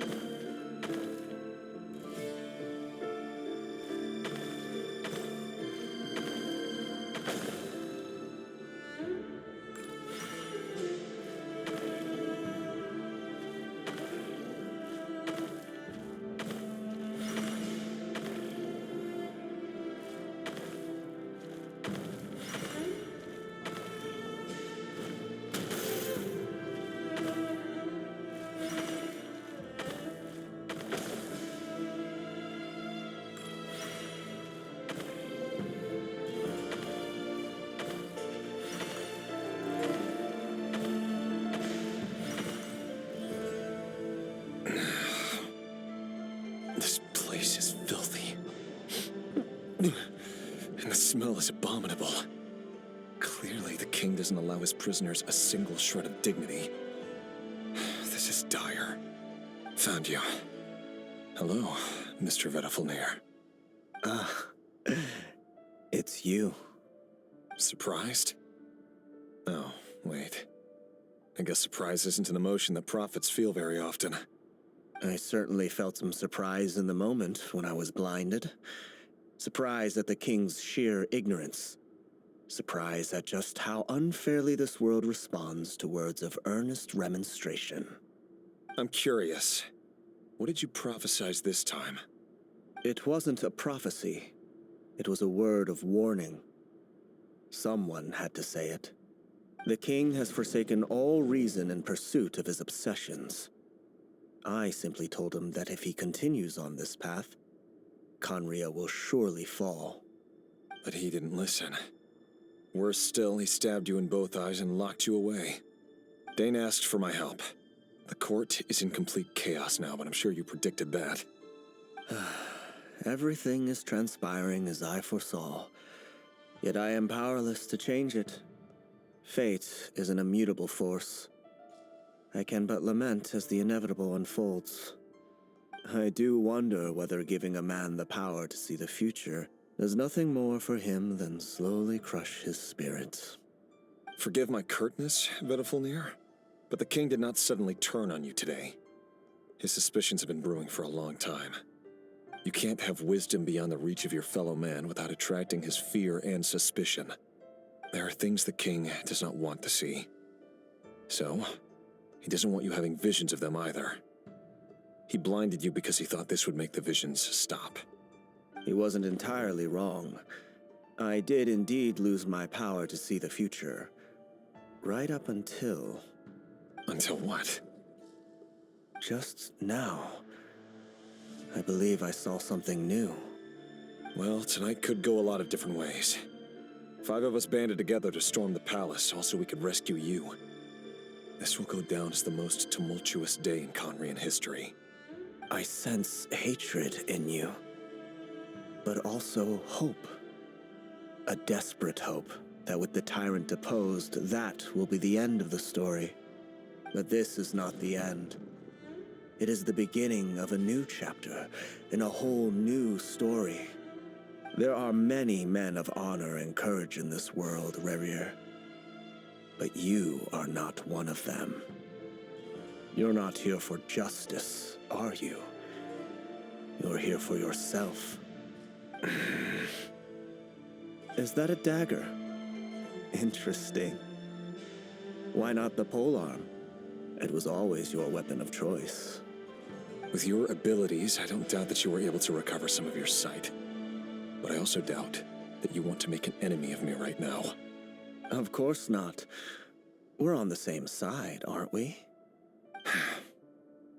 We could be. But I need you to be honest with me, Vedafilnir. At this point, you're my only hope for the future.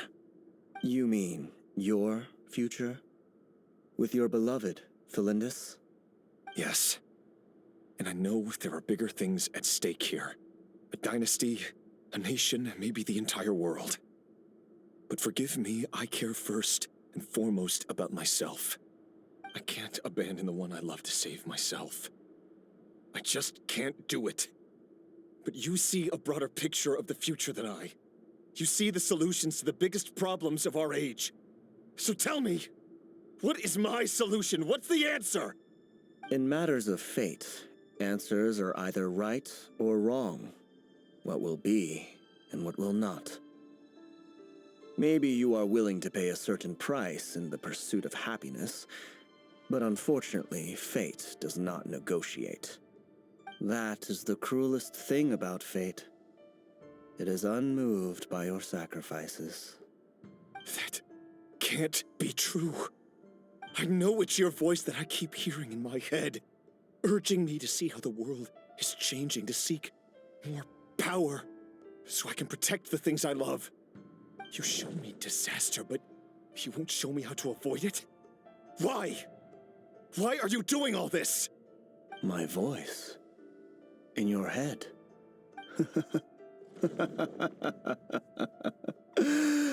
So, you hear it too. The voice that steals your mind, gains your trust, and drives you crazy. It turns out that we are not so different, you and I.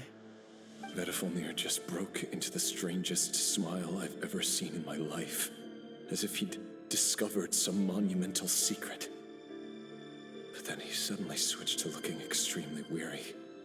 Very well then. My advice to you is as follows. You must persevere. Whatever trials and tribulations you may face, be steadfast in the belief that they are your path to the future. For as long as you live, your story with Felindis shall not come to an end. That is the only chance you have of fighting back against fate. It is up to you whether you believe my words. Regardless, that is all I will say on the matter. I have no right to intervene any further. I will hold you to your word. Thank you for setting me free. In return, I will tell you one more thing that you cannot afford to ignore. Just then, a strange wave of energy rippled through the city. We had no idea what it could mean. If I were you, I would head to the Universitas Magistrorum. The Universitas? Oh no! I'm sure we'll be seeing each other again very soon, Rerir. Whatever Vedafilnir said, I didn't catch it. I didn't even help him out of the prison. There was no time to lose.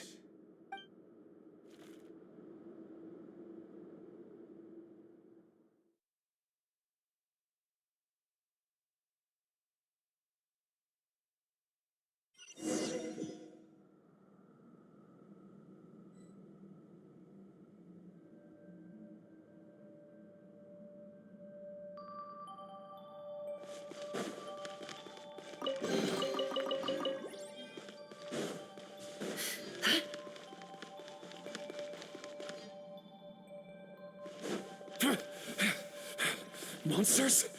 Is this Reinhart's doing? By the Universitas Magistrorum. Out of my way! Goose on the loose! Can't hide the truth. The Universitas. That reminds me of a rumor I once heard. Allegedly, the king installed secret mechanisms in the palace and around the city. No one knows where they are or what kind of power they hold. But if they were ever going to activate, it would probably be on a night like tonight. Help! Help! Hold on! Don't let them anywhere near you! Save me! I can't! Ah! That sounded like an explosion. So, the rumor is true? The king really went through with it. What other means does the king have at his disposal? They must run on power from the Abyss. And given it's a major center of Abyss research, anyone over at the Universitas will be in grave danger. I have to hurry!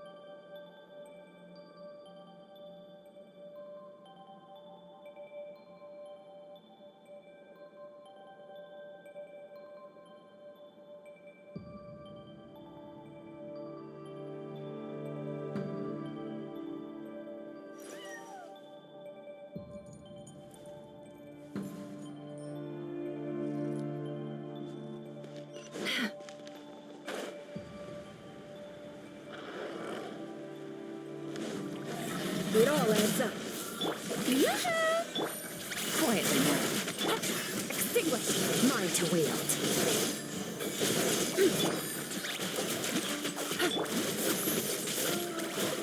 A dash of frosting! Ha!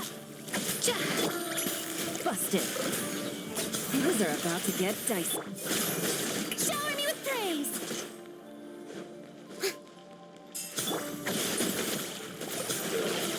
Off to the freezer! At first, the flavor! Gotcha.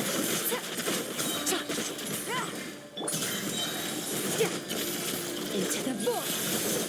Ha! Cha!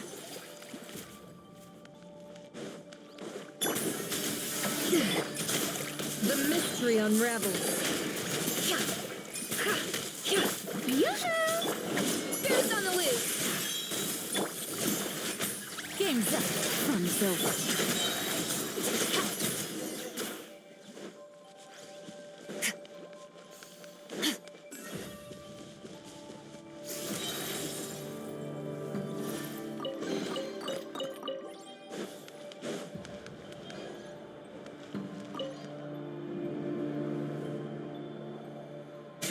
Monsters.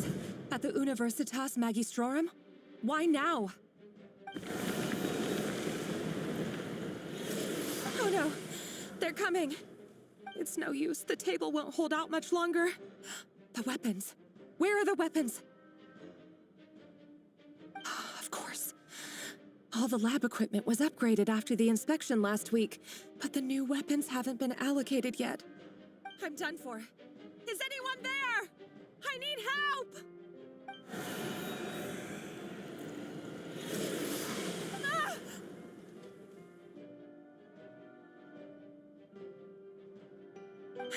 Stay back! Please stay back! Please!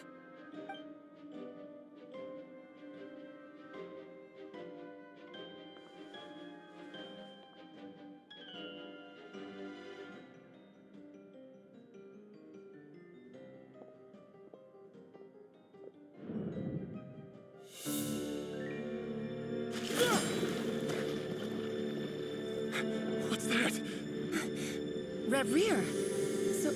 So the rumors about your work are true. What? No! Listen, something happened at the palace tonight. We have to leave! You don't need to lie to me anymore. What do you mean? I know why you're worried, and I will respect the decision you've made. But it's okay, because I found a solution. I know how to end all this. You can have it back. The normal life you so desire. But until then, I'm afraid our wedding will have to wait. Celindus? No, don't do it! Celindus! Celindus!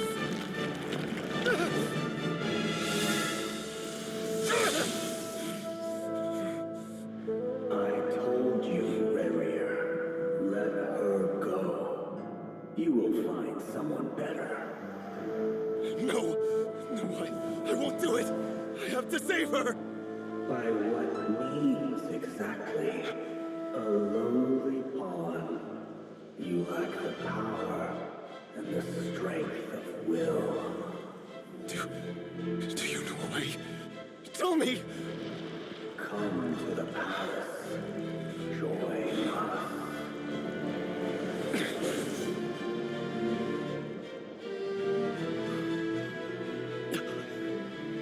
Reverie, thank goodness we...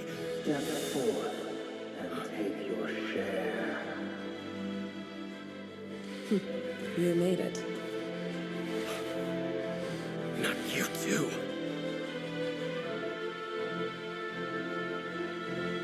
Hatred or grief, despair or desire. We all have our own.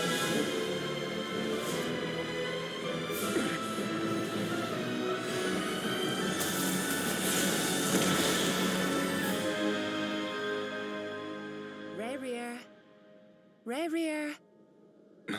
Celindus. Were you daydreaming?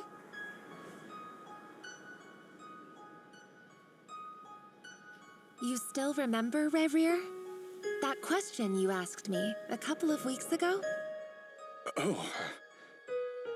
You mean the proposal? Yeah. I'm wondering, where do you think would be a good place to discuss it? Maybe in the garden? Or were you thinking a fancy restaurant? It's your choice.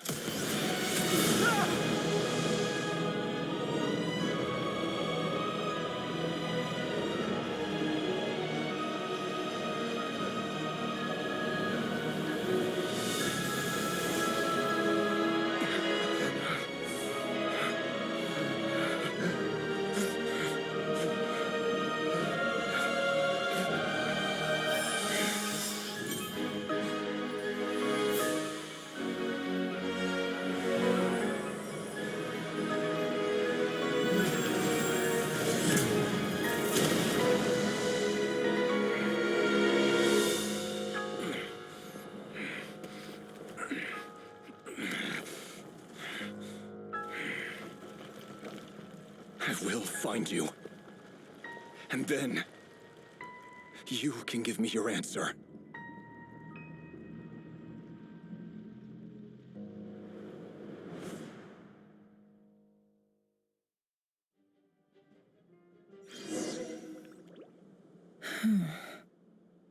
So that's how the Raker of Solnari was born.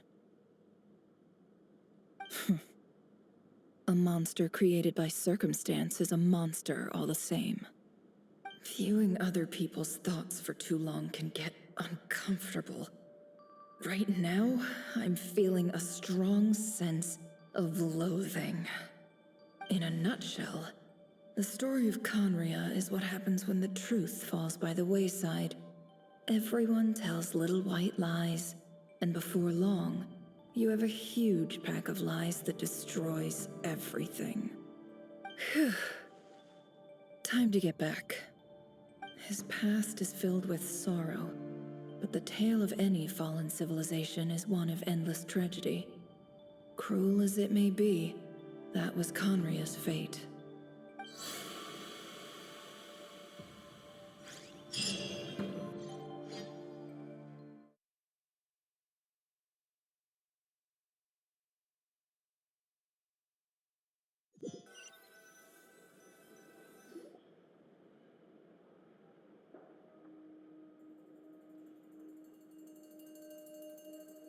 Everyone, I'm back. Can I get a standing ovation? Never! How are you holding up? Feeling okay? She's fine. Boss is a pro. Yes, I'm fine.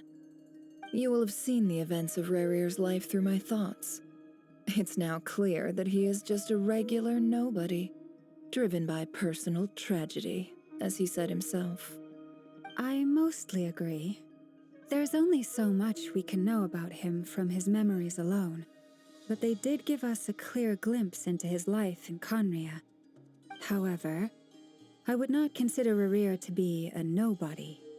He was deeply involved in the events of that era. Yet, when the catastrophe of a generation strikes, nobody is safe. Sounds to me like you're speaking in riddles again. Is this you urging me not to abandon the people of Nodcry in their hour of need? That's not what I meant. Although I do hope you choose to remain a part of the plan. Without you, the mission ahead will be all but impossible. Then try to remember that I respond better to the carrot than the stick. And I don't appreciate being bossed around. Now, as for you, Missy, you were excellent. You stuck to the rules of the ceremony and kept your mouth shut the entire time. Bravo. Cool. So, can you fill me in on the deets now? Most of what I saw went right over my head. Patience. You'll hear the whole story, don't you worry. But let's meet up with the others first. It will save me narrating it twice. Yehoda? Yes, boss! Let me get that door for ya. That's more like it. For a moment there, I was worried you'd forgotten about the first clause of your employment contract. Forgive my curiosity, but what does the first clause say? It says I gotta do the annoying stuff that boss is too lazy to do for herself. Like opening the door, pouring the tea, yada yada. Is that right? If something is in the contract, it's because she willingly agreed to it. Rest assured that the Curatorium abides by the very strictest of labor policies.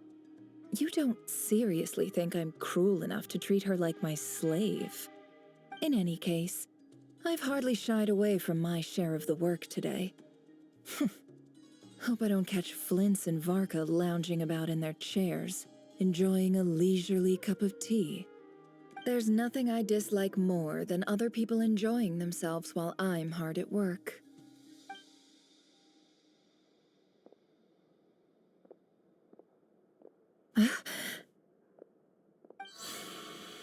Oh no.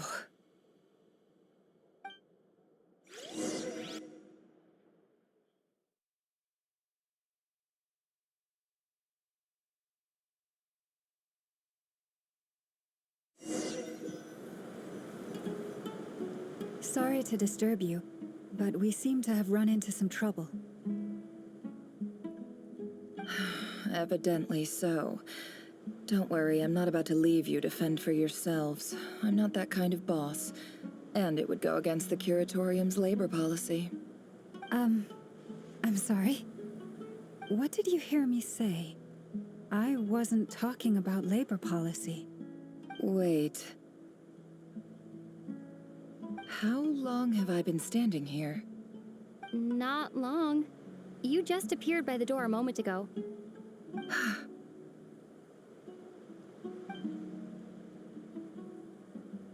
Boss, what's wrong? You look like you've seen a ghost. We've been tricked.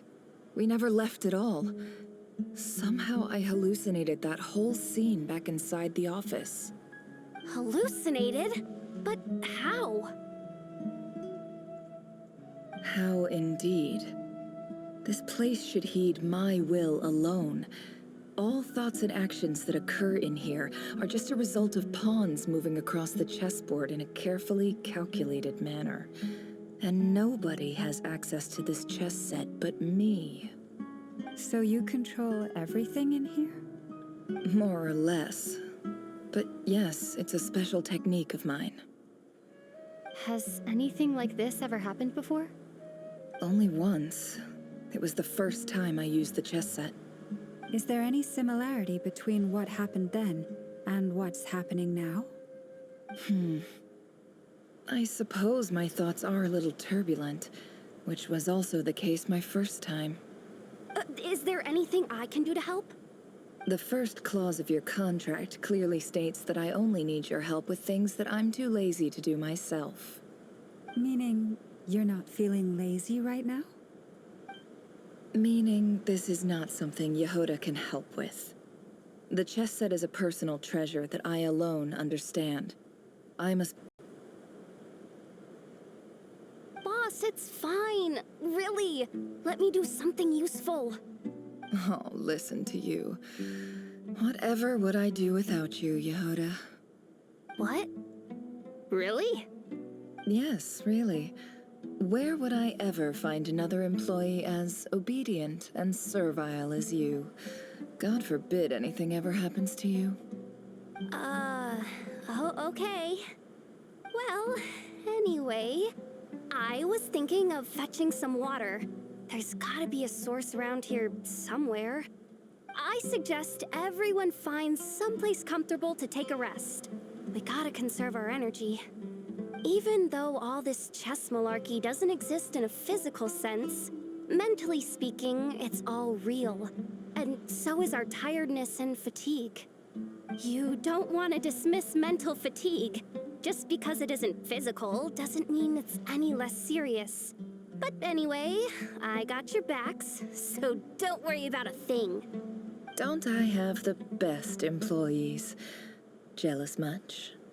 If we can find a suitable time, I'd love to borrow Yehoda for a day to help out at the Frost Moon Scions.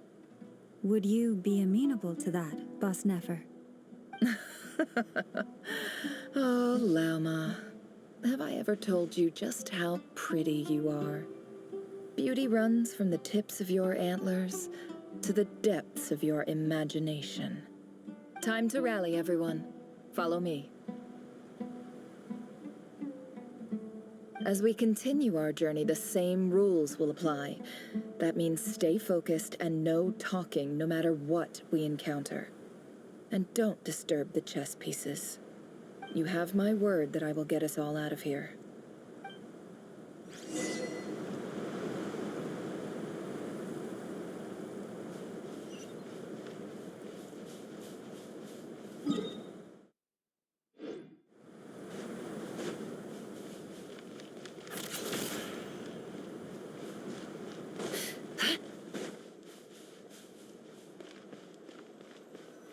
This place looks familiar. That's not a good sign. There's someone up ahead. Time for a little chat. I wasn't expecting visitors at this hour. Wait, is that? Oh, it's him. There you are. Sinue's been looking for you all day. I think he has some news for you. Oh yeah? What were you doing just now, Uncle Retinue? Hiding away some more loose change? I know I saw some Mora. What do you mean loose change? Oh, come on, I'm too old for this. Just pretend you saw nothing.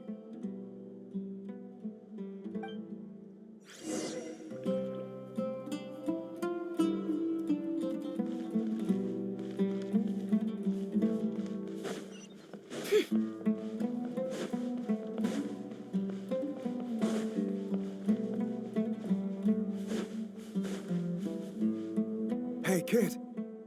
Mind telling me what Sinuhe's been up to recently? I'm trying to get in his good books and I need a way in. Get in his good books? Why? What do you want with my dad, Uncle Apepe? I've written a new song. I was hoping to showcase it at the next festival, but I'll need his approval. A new song, huh? I'd love to stay and listen, but unfortunately, Uncle Retinue says my dad's looking for me. Well, there's plenty of time and I'm not going anywhere. See that pile of stones? I'll be sitting there warming up my vocal cords. Come find me when you're done. Pile of stones. Got it.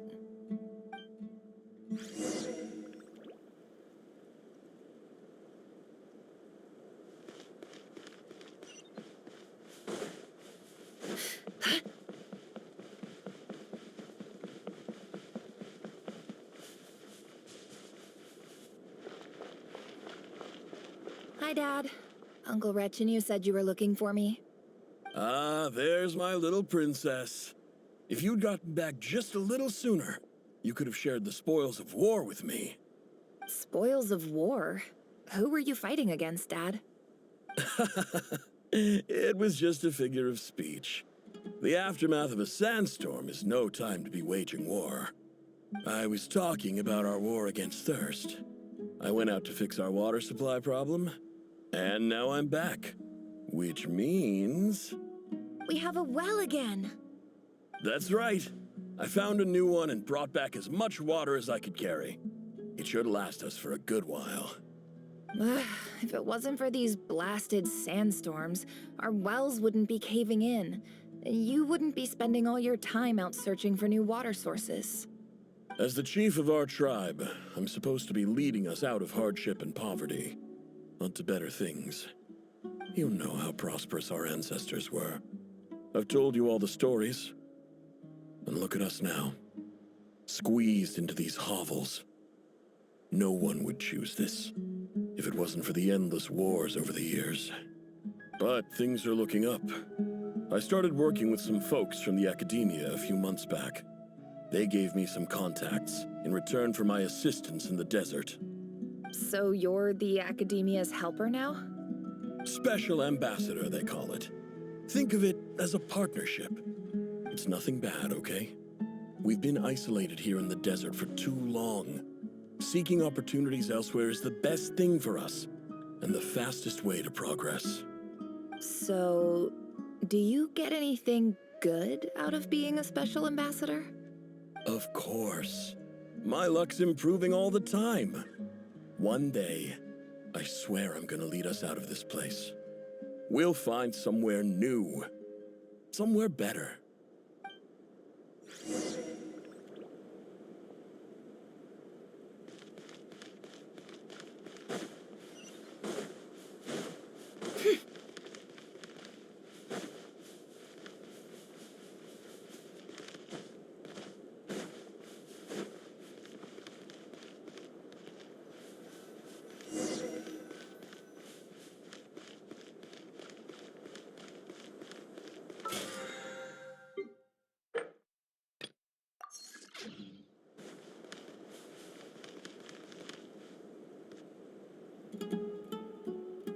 That's our well, and you know it.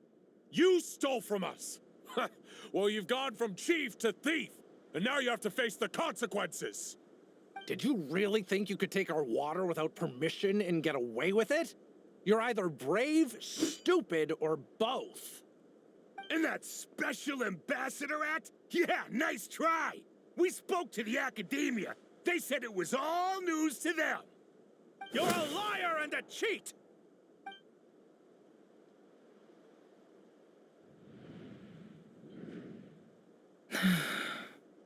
I heard Yehuda gasp, but I don't blame her. Most people are terrified by the sight of blood. Corpses strewn across the ground. The wounds are clearly from scimitars and daggers. The desert dwellers' weapons of choice. There's a handwritten note on the ground. Let's see what it says. Halil, this is Sinuhe, chief of the Shimti tribe. Surely you remember me. I was the one who helped you and your colleagues avoid the quicksand in the desert. This is my second time writing to you. I assume my last letter must have gotten lost in the mail, as I didn't receive a reply. I hope this one makes it to you safely. I'm writing to you because I need some help. That sandstorm the other day completely blocked up our well.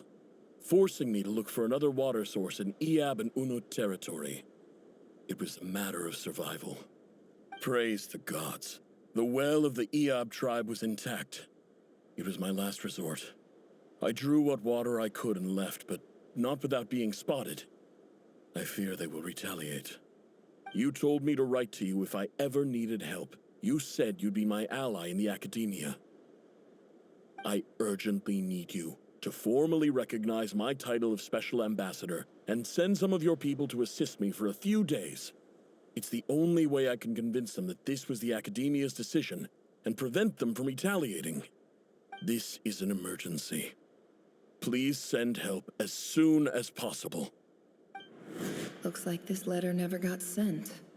The writer died a grisly death, and the letter was trampled into the ground. It's badly defaced. Some parts are barely legible.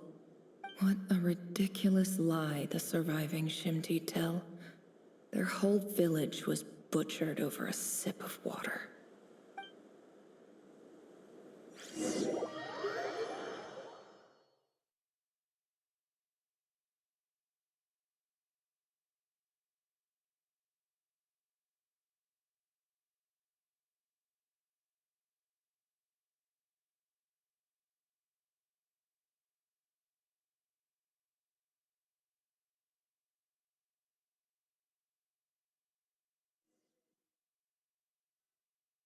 Ah, officer.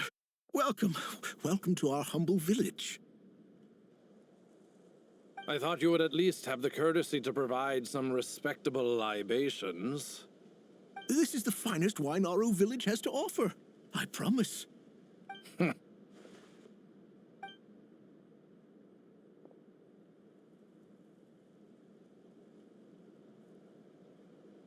The Academia has agreed to reserve a single space for a candidate from your village. But I remain skeptical of this entire endeavor. I highly doubt anyone in this desert possesses serious academic potential. Please, have faith. If not in us, then in our God. The child we found shows great promise. I beg you, take her away from this place. Give her a chance. Don't let her talent go to waste. I don't recognize her. New arrival? She showed up here a few days ago and we took her in. She's a really bright kid. Please help. I'm begging you. So, where are you from? Nowhere special. Just a sand dune. What about the rest of your family? How many of you are there? Just the one. It's only you? Correct.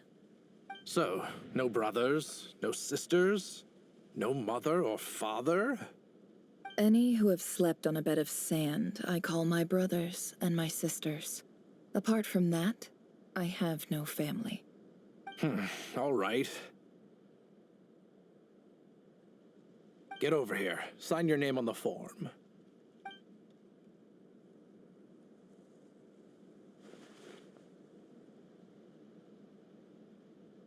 Never? You're rather fair-skinned for a desert dweller.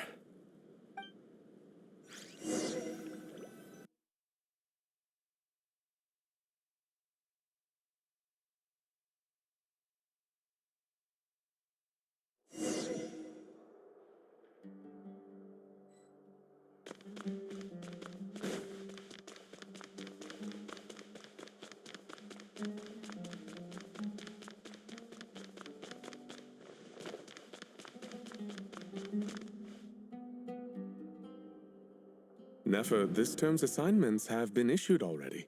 Please read through the materials thoroughly, conduct your own additional research, and then write an essay on the topic. Yes, Professor, I'm aware. I just had a couple more questions I wanted to get your perspective on.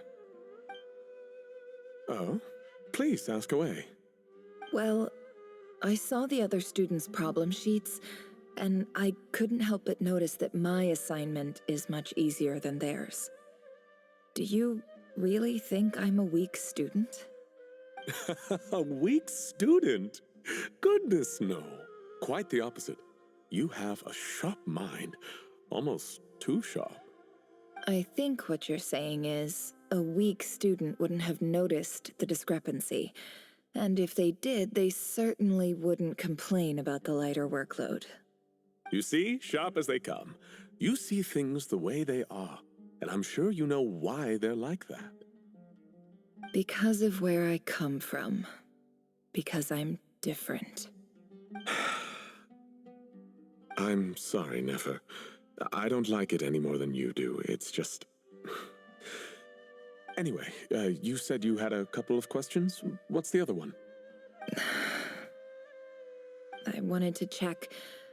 If someone sent me a letter to the academia, where do I go to collect it? Ah, your family wrote to you. Well, as long as they put your name on the envelope, someone should hand it right to you. Not exactly. It's not even a recent letter. I was just curious where the mail would end up if no one collects it. The House of Dana, I expect. I know there's a box for unclaimed mail somewhere in there, probably sitting on a shelf. Whatever you're looking for, that'd be the place to start. Okay, got it. Thank you, Professor. Oh, don't mention it. Honestly, I feel like I failed you. I'm supposed to be your teacher, but I haven't taught you anything. Hey, don't say that. You're a great teacher, and you do your best for all your students. But the rules are the rules. You're not allowed to teach students like me. It's not just the academia either. The whole world bends over backwards for the successful and leaves the losers to suffer and die. Oh, my dear child. Don't tell me you've given up on life already. I haven't. I just think that if you want to make it in this world, you have to find a way to become successful.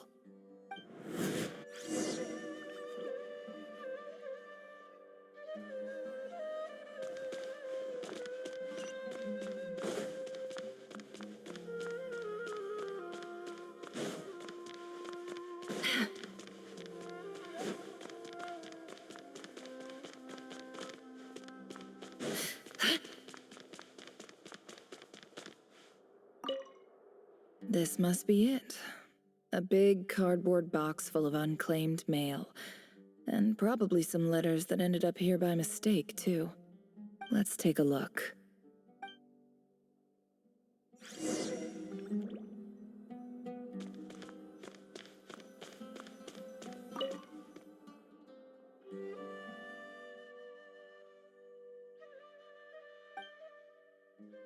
A dilapidation survey from Port Ormos. Looks like it's from a Core of 30 representative. What a strange thought. A bunch of mercs losing sleep over rundown buildings. This one was never even opened. I guess the recipient didn't care what the Core of 30 had to say about anything. Who was it addressed to? I don't recognize the name, but it must have been a Kasharawar professor.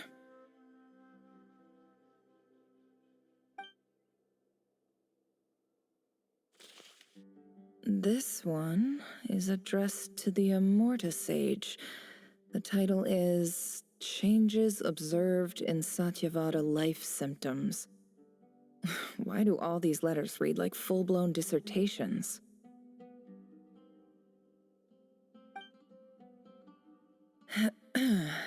Guided by the incense, we became lost somewhere in the forest. All the barriers between levels of consciousness disappeared as our minds soared around in circles, looking for a branch to seek refuge on. In clinical terms, these symptoms fit the description of incense poisoning. The Immorta Darshan strictly prohibits the use of hallucinogenic substances, but I believe there are still people getting away with it. For example, my neighbor who always breaks out into song and dance after using incense.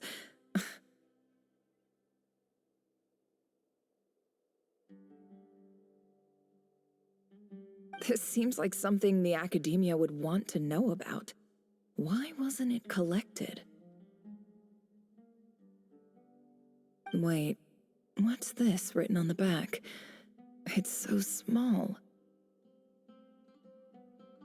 The note says, "The sender authored this letter while under the influence of mushrooms.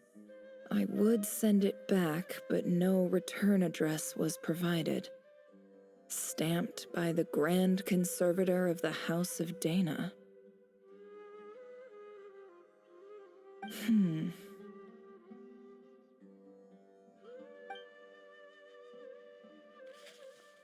This next one is addressed to Grand Sage Azar?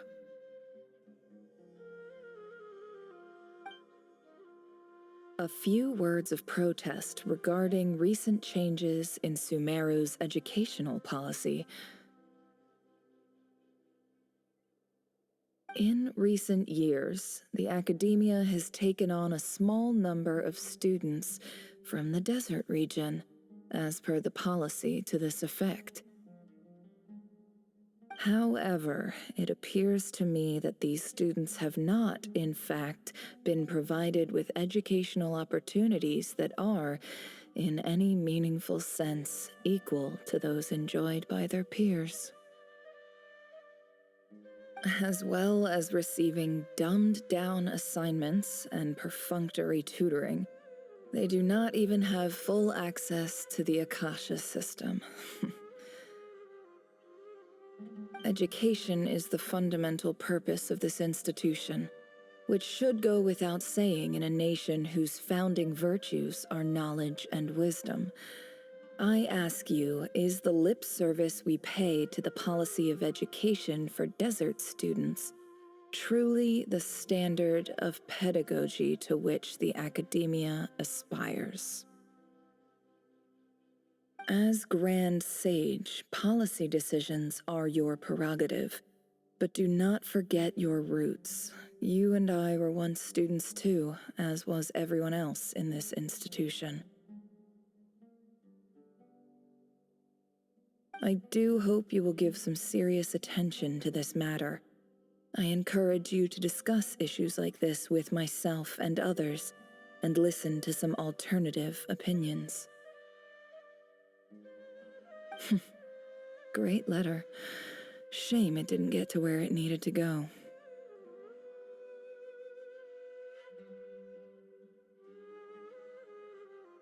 And the sender is... Huh? Sage Cyrus of Spontamod. I didn't realize anyone else even knew how bad students like me have it in this place. So this is where letters from the Sage of Spontamod end up? Nice one, Grand Sage. Really enlightened leadership. Whatever. This isn't what I came here for. Moving on. I'm not exactly holding out hope that a letter sent from the desert would even make it here. But if it did, where else would it end up if not in this box? I can't believe how much discarded mail there is.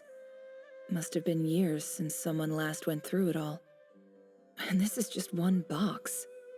The whole House of Dana is boxes on shelves. I don't believe for 1 second that any human being has sat down and read through all the documents in this place. Who has that much free time on their hands?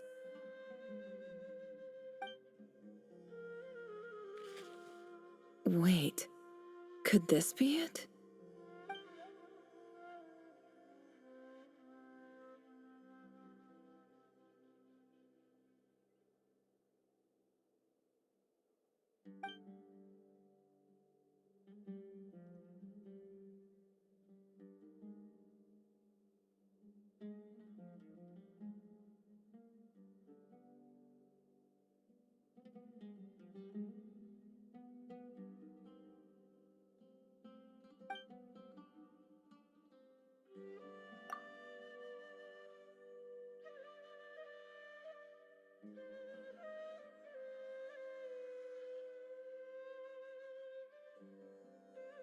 Greetings, Halil. My name is Sinuhe, chief of the Shimti tribe. I was the one who came to you and your colleagues' aid when you ran into trouble in the Great Red Sand. I don't know how well you remember it now, but I brought you to safety and gave you some water and other supplies. You seemed very pleased and told me your name. In my tribe, learning a person's true name is serious business, and I therefore see you all as friends. You were kind enough to leave your contact details so we could stay in touch. The Shimti tribe lives a harsh, nomadic existence in the desert. You were sympathetic towards my plight, promising to make me a special ambassador of the academia and help us find a way to make a better living. This brings me to my reason for writing. Our tribe has fallen on particularly hard times, and I would like to ask for your assistance.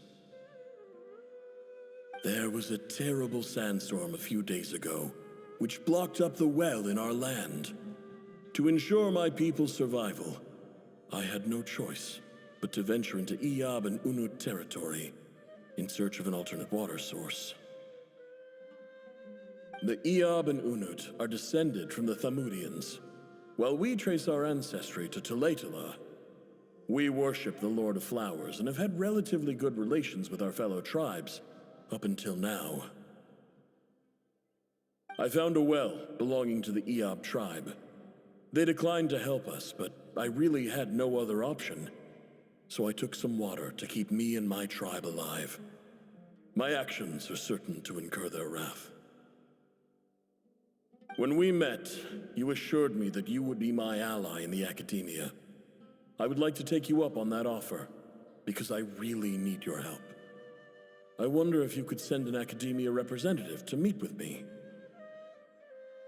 That aside, the last time you were here, you mentioned that the academia had started accepting students from the desert, and I told you a little about my daughter, Nefer. We have next to no resources here in the desert, and my power and influence are limited. Would you consider enrolling my daughter at the academia? She is a smart girl. I know she won't disappoint you.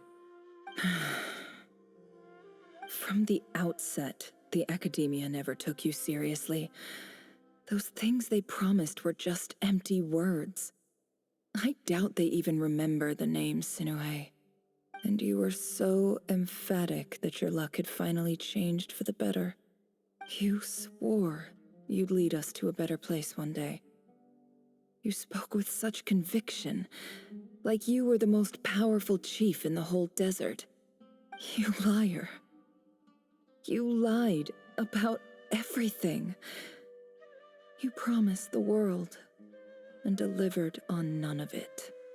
And who fell for it? Just me, by the looks of it. Despite your best efforts. Which makes you a pathetic liar. You weren't even any good at it. I think I'll take over from here. Let me show you how it's done.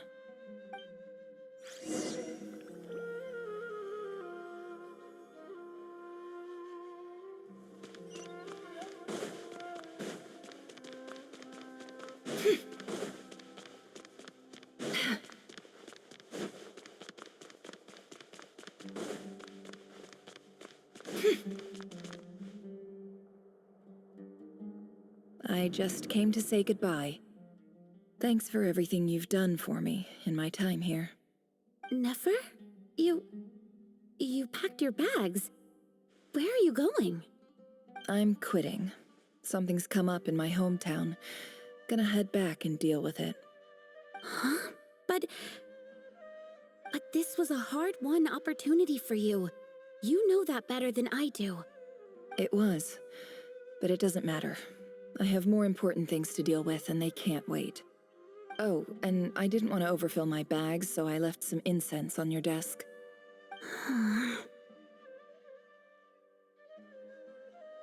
What's wrong? I thought you liked incense. Although, I did read somewhere in the House of Dana that it has hallucinogenic effects. Don't use it all at once, all right? Isn't this the stuff you brought from your hometown? You're just letting me have it? But you said it's a rare and valuable commodity. Yeah, about that. I lied. It's not rare at all. There's this bunch of ruins near my hometown that are practically overgrown with this plant. It's not worth much. Keep it, it's fine. But never... All right, that's all from me. You take care.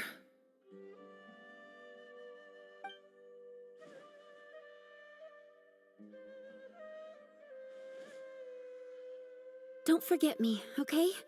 I mean, we're more than just classmates, right? We're friends. Yeah, I'll remember you. I lied again. That incense is worth a fortune, and it's a rare find even in those ruins. And as for remembering her, I have far too much to do when I get back. No time to reminisce. I'll be lucky if I even make it through this alive. But either way, I expect I'll forget you pretty quickly.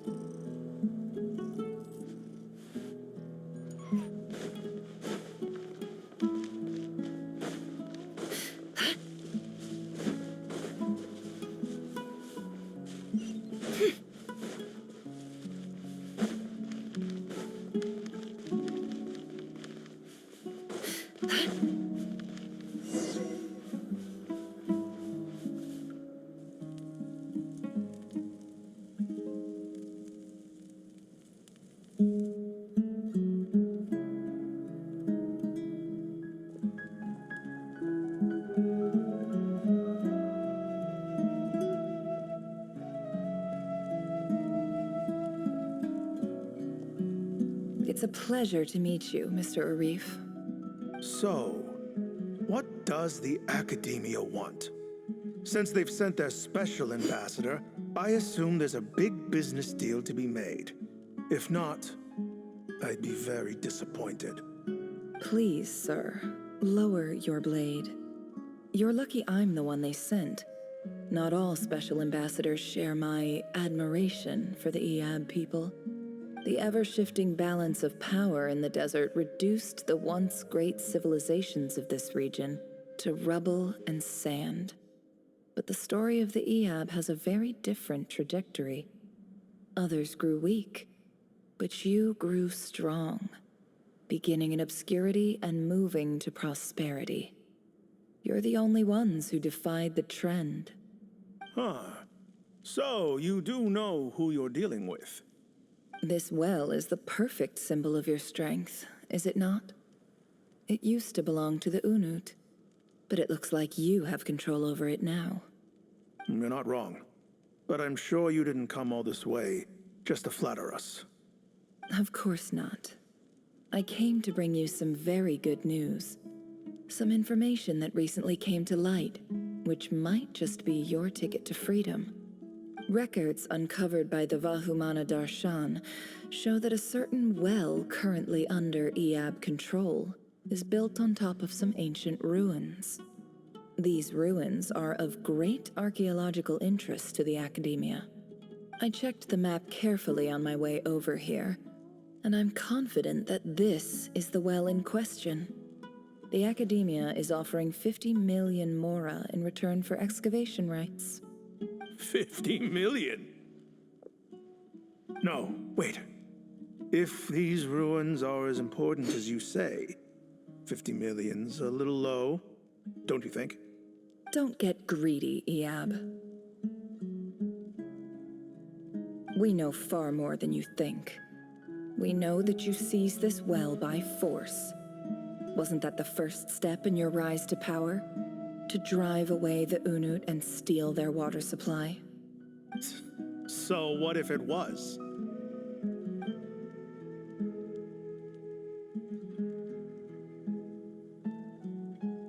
Don't worry. As unscrupulous as it was, it's something we're willing to overlook. The Academia is only interested in dealing with the de facto power holders in the region. I hope I am making myself clear. And I hope your words are the truth. If I find out the Academia is trying to play me, I'll hunt down every one of your people and make you watch as I cut their heads off one by one. I assure you, Chief, that would not be in your long-term interests. You don't want to make an enemy of the Academia. You see how I'm dressed, don't you? I appreciate that you've never been to the rainforest, but surely even you recognize an ambassador's attire when you see it. And what does a barbarian like you have to lose anyway? You really think the Sumeru Academia would bother to come all this way just to lie to you? We have more important things to worry about. All right, I take your point. The Academia is the highest authority in the land. I'm sure you're trustworthy people. In that case, we have a deal. We will sell you the excavation rights. I'd like to thank you, Ambassador. This is good news indeed. Excellent news. In fact, it calls for a celebration. Would you do us the honor of staying a while and enjoying some Eob hospitality? Gladly. I am partial to wine myself, and I trust you are as well. So let's indulge in a few drinks together, in celebration of this momentous occasion.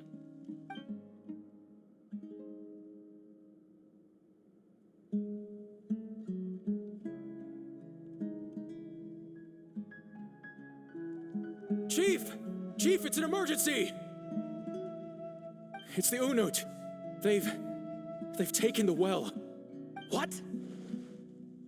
Well, don't just stand there. Take it back. Yes, Chief. I have every confidence in the Eob's military superiority, and yet... What is it? The Unut's response was alarmingly fast. The day after we reach a deal, they seize the well. This can't be a coincidence. Perhaps there is a traitor in your midst. I don't think so. I am obliged to remind you, Chief, that the Academia will only deal with the de facto power holders. If you cannot regain control over the well, I'm afraid you won't see a single mora of that 50 million. No! Please, Ambassador, just give me some time. I swear the Unut will not get away with this. That well is ours, and so is the mora. Glad to hear it. I will wait here for an update. If there is a traitor, I will find them. In the meantime, make yourself at home. I'll report back as soon as I have an update. Much obliged. Wow. All it took was a few words and I've got him wrapped around my finger. What an amazing feeling. So, in summary, Ambassador, the Academia would rather negotiate with our tribe instead of the Eob, yes? The Eob are ruthless murderers who don't listen to reason. And now they have the gall to interfere in our research projects in the desert region. So let me ask you, Chief, if you were the Academia, what would you do? Kill them all, of course. Precisely. The Academia does not tolerate those who stand in our way. The Eob have held back our academic pursuits for too long, and our patience is wearing thin. At the same time, there is simply no way that the Academia can be seen to be intervening in desert affairs. I'm sure you understand where I'm coming from. We have our own rules out here. If the rainforest dwellers raised arms against a desert tribe, You'd start a bloody war. Right. We can't confront them ourselves, but we can support their enemies. The Unut have always had strained relations with the Iab, which makes you our natural allies. Natural allies. Weren't the Iab your allies once? You were quick to send them after us to protect your interests back when we stole that water. And now look at you. You're at each other's throats. Let me be clear. The Academia wishes to collaborate with the legally recognized rulers of the desert in this matter. We are asking for excavation rights to that well, and our offer is 50 million mora. Say no more. I believe we have an understanding. Good. Then I suggest you get to work. Get us access to that well, and the mora's yours. You see, Dad? Lying is easy when you know how. People will believe anything.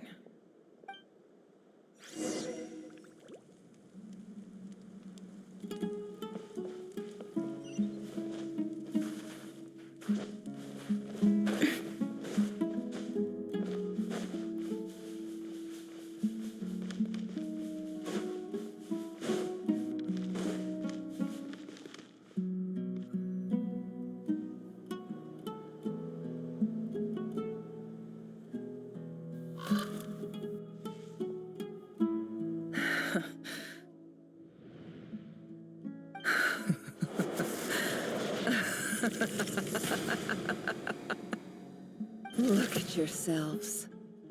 You may be vile, savage monsters, but your butchered bodies bleed like any others.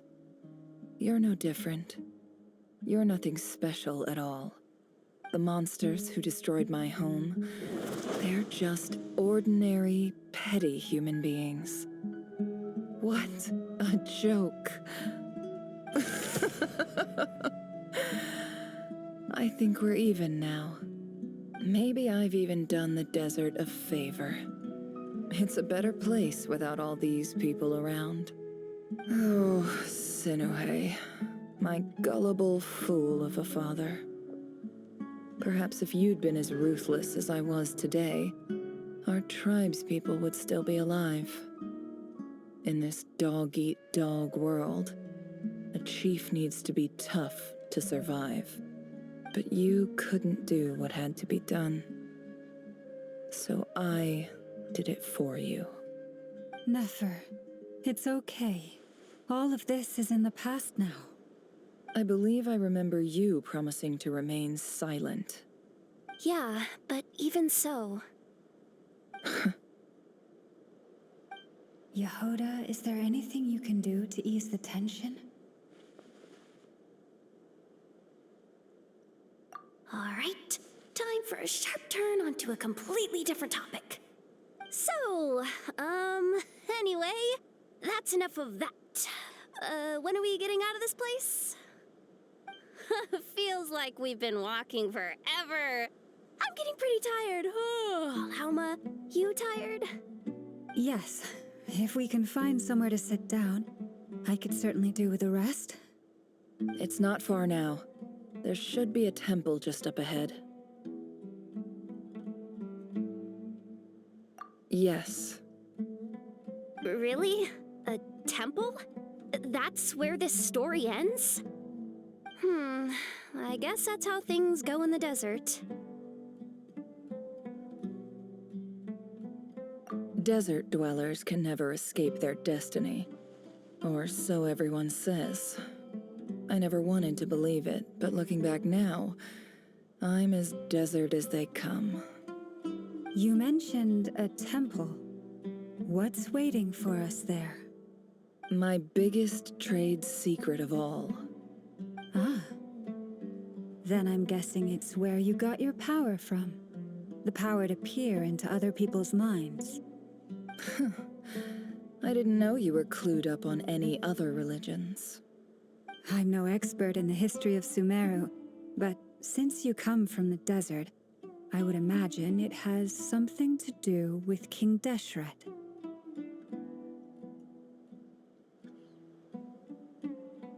Sounds impressive.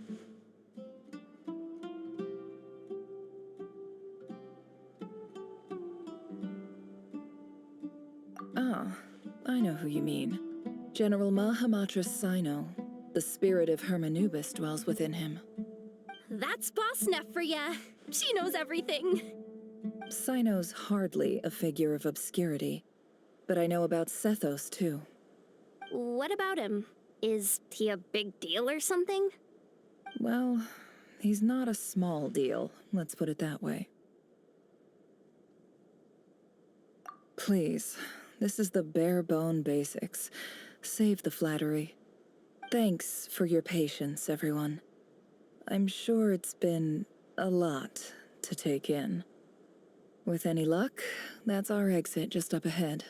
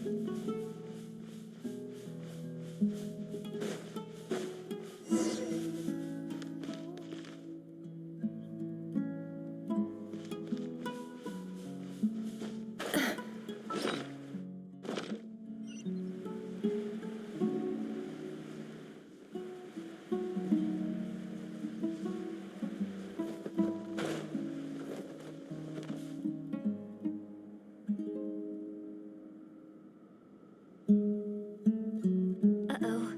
Uh-oh. Uh-oh. I'm totally out of my depth here. I don't have anything to add about any of this stuff. Like, look at that statue, for instance. I want to do the whole name-dropping, this girl knows her stuff thing too, but I've never seen anything like it before. A statue with the head of a bird.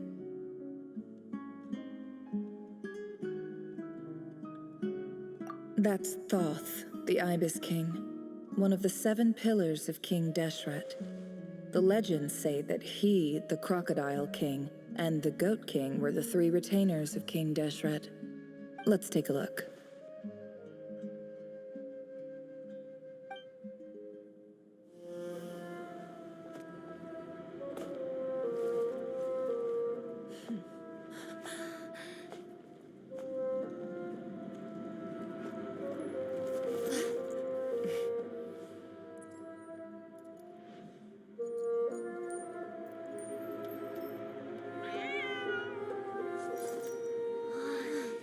It's just Ashru. So, all is well?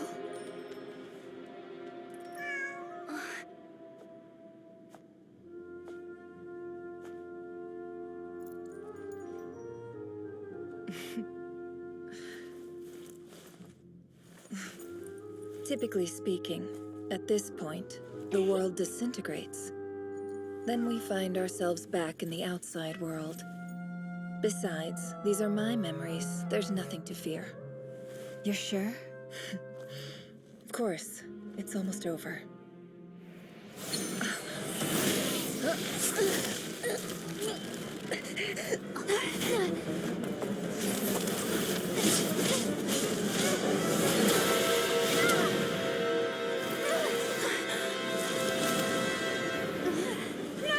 Hold on!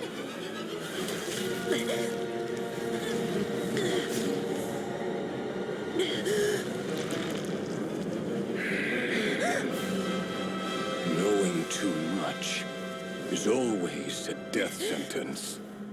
Speak for yourself.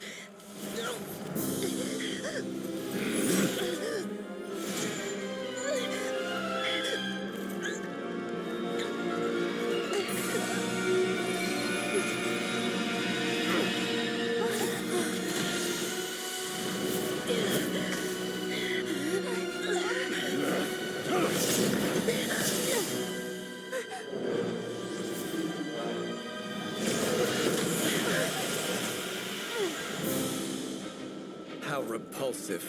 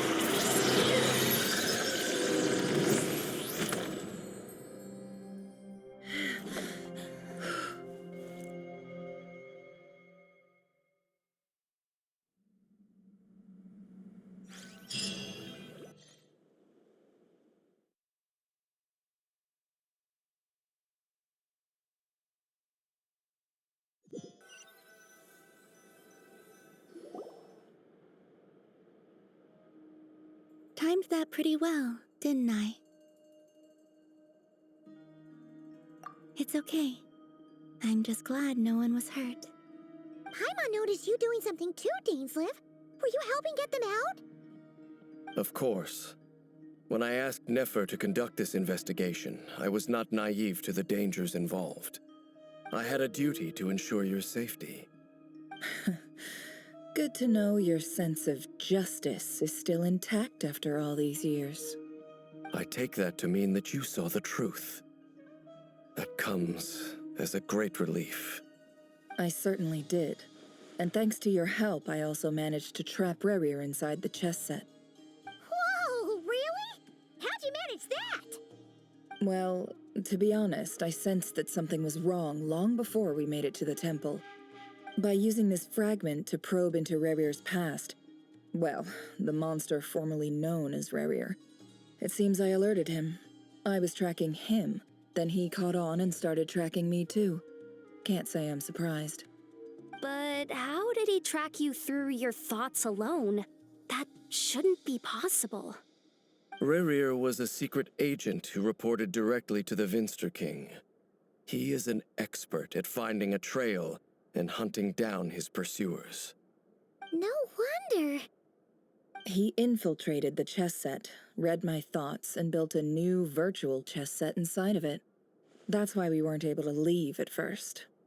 Speaking of your chess set, it's quite a remarkable item. Would I be right in thinking you have some connection to King Deshret? You overestimate me. I only have a connection with one of his underlings, the Ibis King. You all saw how this came to be. A long time ago, the Iab massacred my tribe, the Shimti, in our home village. A few years later, I enrolled in the academia, where some new information came to light. The Unut and the Iab fought a bitter battle over the rights to a well, all for the sake of a non-existent 50 million mora. The Iab ultimately won that confrontation, but their victory came at the cost of almost every warrior in the tribe. The final blow to the Iab came at the victory feast, when an Unut assassin beheaded their chief right before my eyes. The remaining Iab fled and have been scattered to the winds ever since. Having gotten my revenge, I returned to my hometown, where to my surprise, the nearby temple was still standing. There it was, seemingly immune to the relentless hostility of the desert, while my tribal home lay in ruins. As I stood there gazing at the temple, I noticed a cat just outside. This cat, as it turned out, was home to the spirit of the Ibis King. He led me to a gate deep inside the temple, and there he made a deal with me. This chess set is my gift from the Ibis King. The chessboard within is made to the same specifications as the one in the mausoleum of King Deshret, and represents his power of piercing analysis. With this chessboard in its container, I gained a certain ability to perceive hidden secrets. Now, you could conclude that the Ibis King simply wanted to give the people of this world the power to seek the truth, but I don't believe that's the full story. Every god plays favorites. Their hearts are as fickle as any human's, full of secrets, perversions, egotistical tendencies. But precious few gods are willing to admit this. It is the same with all powerful forces, including fate itself. Their gaze falls preferentially upon a select few. As you rightly point out, this is an act of favoritism. If you're alluding to the Abyss, then yes, I agree. Gather the others. It's time to share everything I've learned.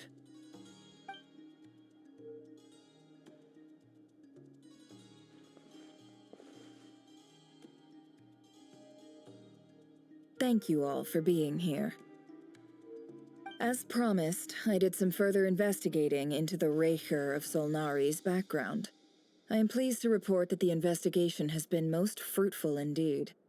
The Recher of Solnari, real name Rerir, was once a Conrian subject who served the Vinster King.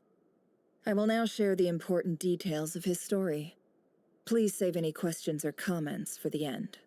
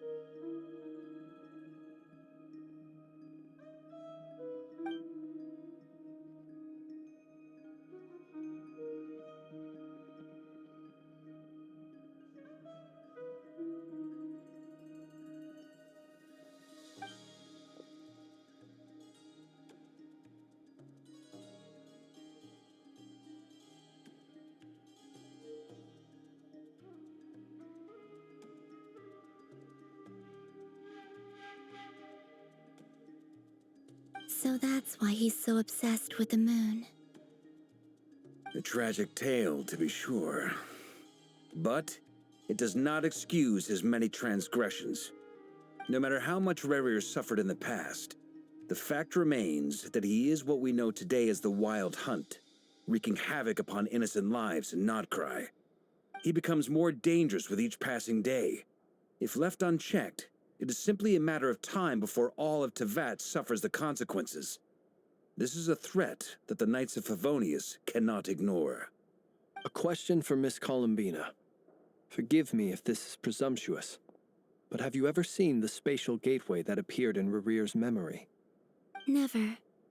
But I have heard stories of something called the Moon Gate, and this seems to fit the description. Miss Lauma, any thoughts on this? In the lore of the Frost Moon Scions, the moon is believed to hold many secrets. Some sources speak of ancient knowledge, others of a gateway to the unknown. The term Moon Gate is one I have heard before, but as is the case with all of our legends, there are no records of any first-hand witnesses. We cannot know whether it truly exists. Then back to Miss Columbina. As a moon goddess yourself, do you have some idea of where the Moon Gate leads to? Not at this stage, sorry. I do hold the power of the Frost Moon, and my strength is recovering well. I can sense that the gate would open at my command, but... But there's more to the power of the Frost Moon than that? Yes. A moon goddess has the right to open the Moon Gate, since it is a path to the moon. But as never mentioned, Holding open a spatial gateway takes a huge amount of power. And right now, I need to conserve my energy to fight the Rahier of Solnari. I'm afraid this is one mystery we may have to leave unsolved for now. I agree. Better to save your strength. But if you'll humor me for a moment, I have a bold conjecture of my own regarding the world beyond the gateway. I highly suspect that neither Tholindis nor Rarir made it through unscathed. The evidence pointing to this is the fact that the Rahier of Solnari exists in the form of countless fragments. With the abyssal power he wields, no ordinary foe can touch him, let alone tear him to shreds. And yet, the Wild Hunt proliferates wherever his scattered fragments lie, drawing hordes of monsters to many different locations across the land. So your theory is that Rerir was physically torn to shreds by some powerful force? Hence, why the Wild Hunt is a distributed phenomenon, rather than a unified one? Makes sense to me. Explains why the Wild Hunt is so pervasive, and why he's been trying to piece himself back together. He was whole to begin with, and he wants to be whole again. Without the power of the Abyss on his side, he almost certainly would have perished the moment he was torn apart. But the Abyss, much like a curse, has kept him alive. I could not agree more. The power of the Abyss is most surely a curse. It is a compelling explanation, and one that accords with my present understanding of Abyss creatures. Whether the life form in question is primitive or advanced, if a curse has extended its lifespan unnaturally, it will continue to survive in spite of everything. This raises some interesting questions. I will run some experiments and see if there is any validity to my suspicions. That being said, regardless of whether my research bears fruit, I would like to thank Miss Nefer for conducting such a thorough investigation. Already, it has greatly enriched my understanding of the entity we face. My pleasure, Mr. Albedo. I too hope that the information I have shared today proves useful as we look to formulate the next stage of our plan. Hey! What is it, Dainsleif? You look really upset! It's just... when I think of the man I once knew as Rerir, I struggle to understand why things had to turn out like this. The two of you used to be friends, didn't you? I don't know if these words will bring any comfort, but my heart goes out to you. Mine too. We can never know all the hows and whys of the way things are. The moon and stars are full of untold secrets and lies, and the skies are host to many more mysteries than these alone. Yet, none of that can begin to compare with the complexity of human life. Those are the first comforting words I've heard in a long time. Thank you, both. Well, I think this is a good place to end today's meeting. I'm sure Nefer needs some time to recover. She's been through an awful lot today. That's very thoughtful of you, Lama. Of course. Sounds good to me. Take some time to rest and digest before we reconvene to nail down a plan.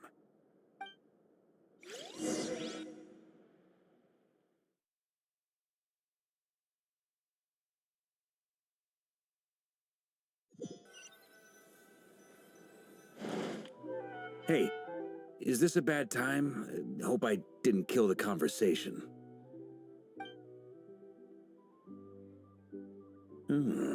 Nice room. Oh, I'm not coming in, though. Why not? It's just a hotel room. If it's all the same, I'll just stay out here. I might not look the part, but I'm technically a knight. Barging into people's private quarters isn't the kind of thing we do.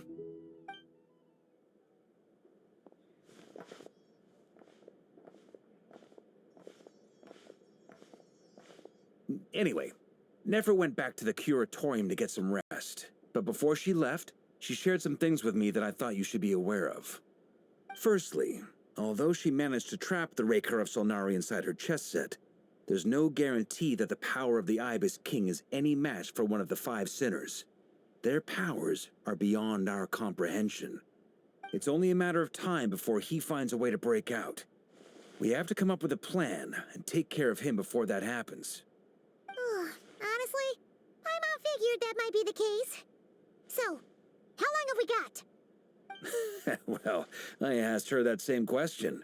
She talked for a long time, but for the most part, it seemed like she was trying to convince me how precious her chess set is. What a long and storied history it has. It felt like some kind of sales pitch, you know? The kind where you end up handing over Mora against your will. Anyway, after all that, she finally answered the question. 2 days, at most. 2 days? Holy moly! Can we even recruit enough help in that time? That remains to be seen. Which brings me to the second issue.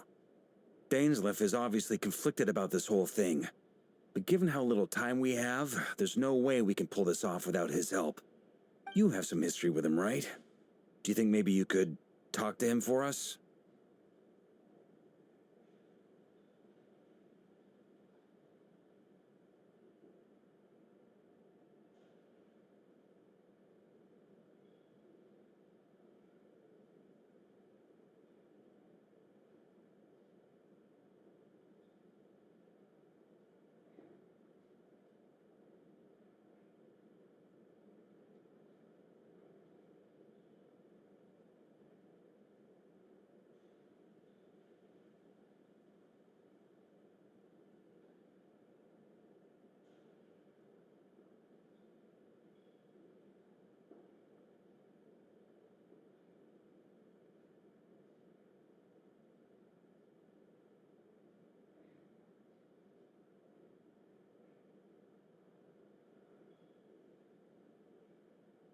Great.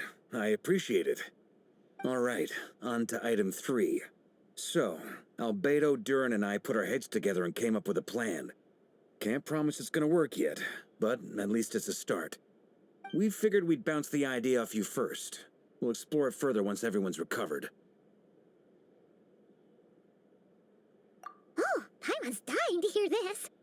All right, so here's what we're thinking.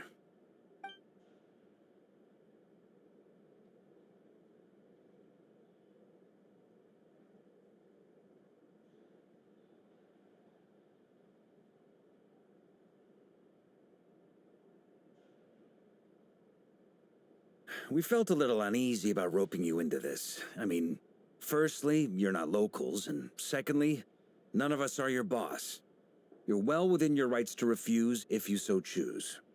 Roping us in? Why would you even say that? We know the stakes here. It's all of us against the Rayher of Solnari, or none of us stand a chance.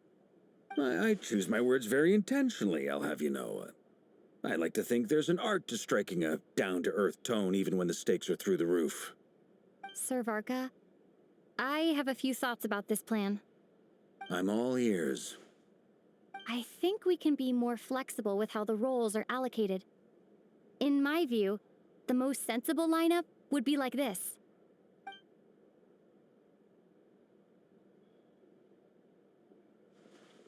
I see your point, yeah.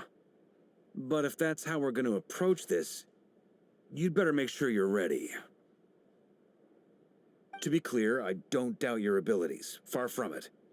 I just want to make sure. Are you really willing to take all this on? I want to do everything within my power. The Rayher of Solnari is a truly fearsome opponent, and if I do my part, it'll greatly reduce the risk for everyone else involved. Well, that tracks with what I've heard. Jean's mentioned in her letters that you're so diligent it's almost abnormal. As in, most people weigh up the risks and rewards in situations like this. But you seem to just march towards danger without a moment's hesitation. Of course, everyone appreciates a fearless pioneer.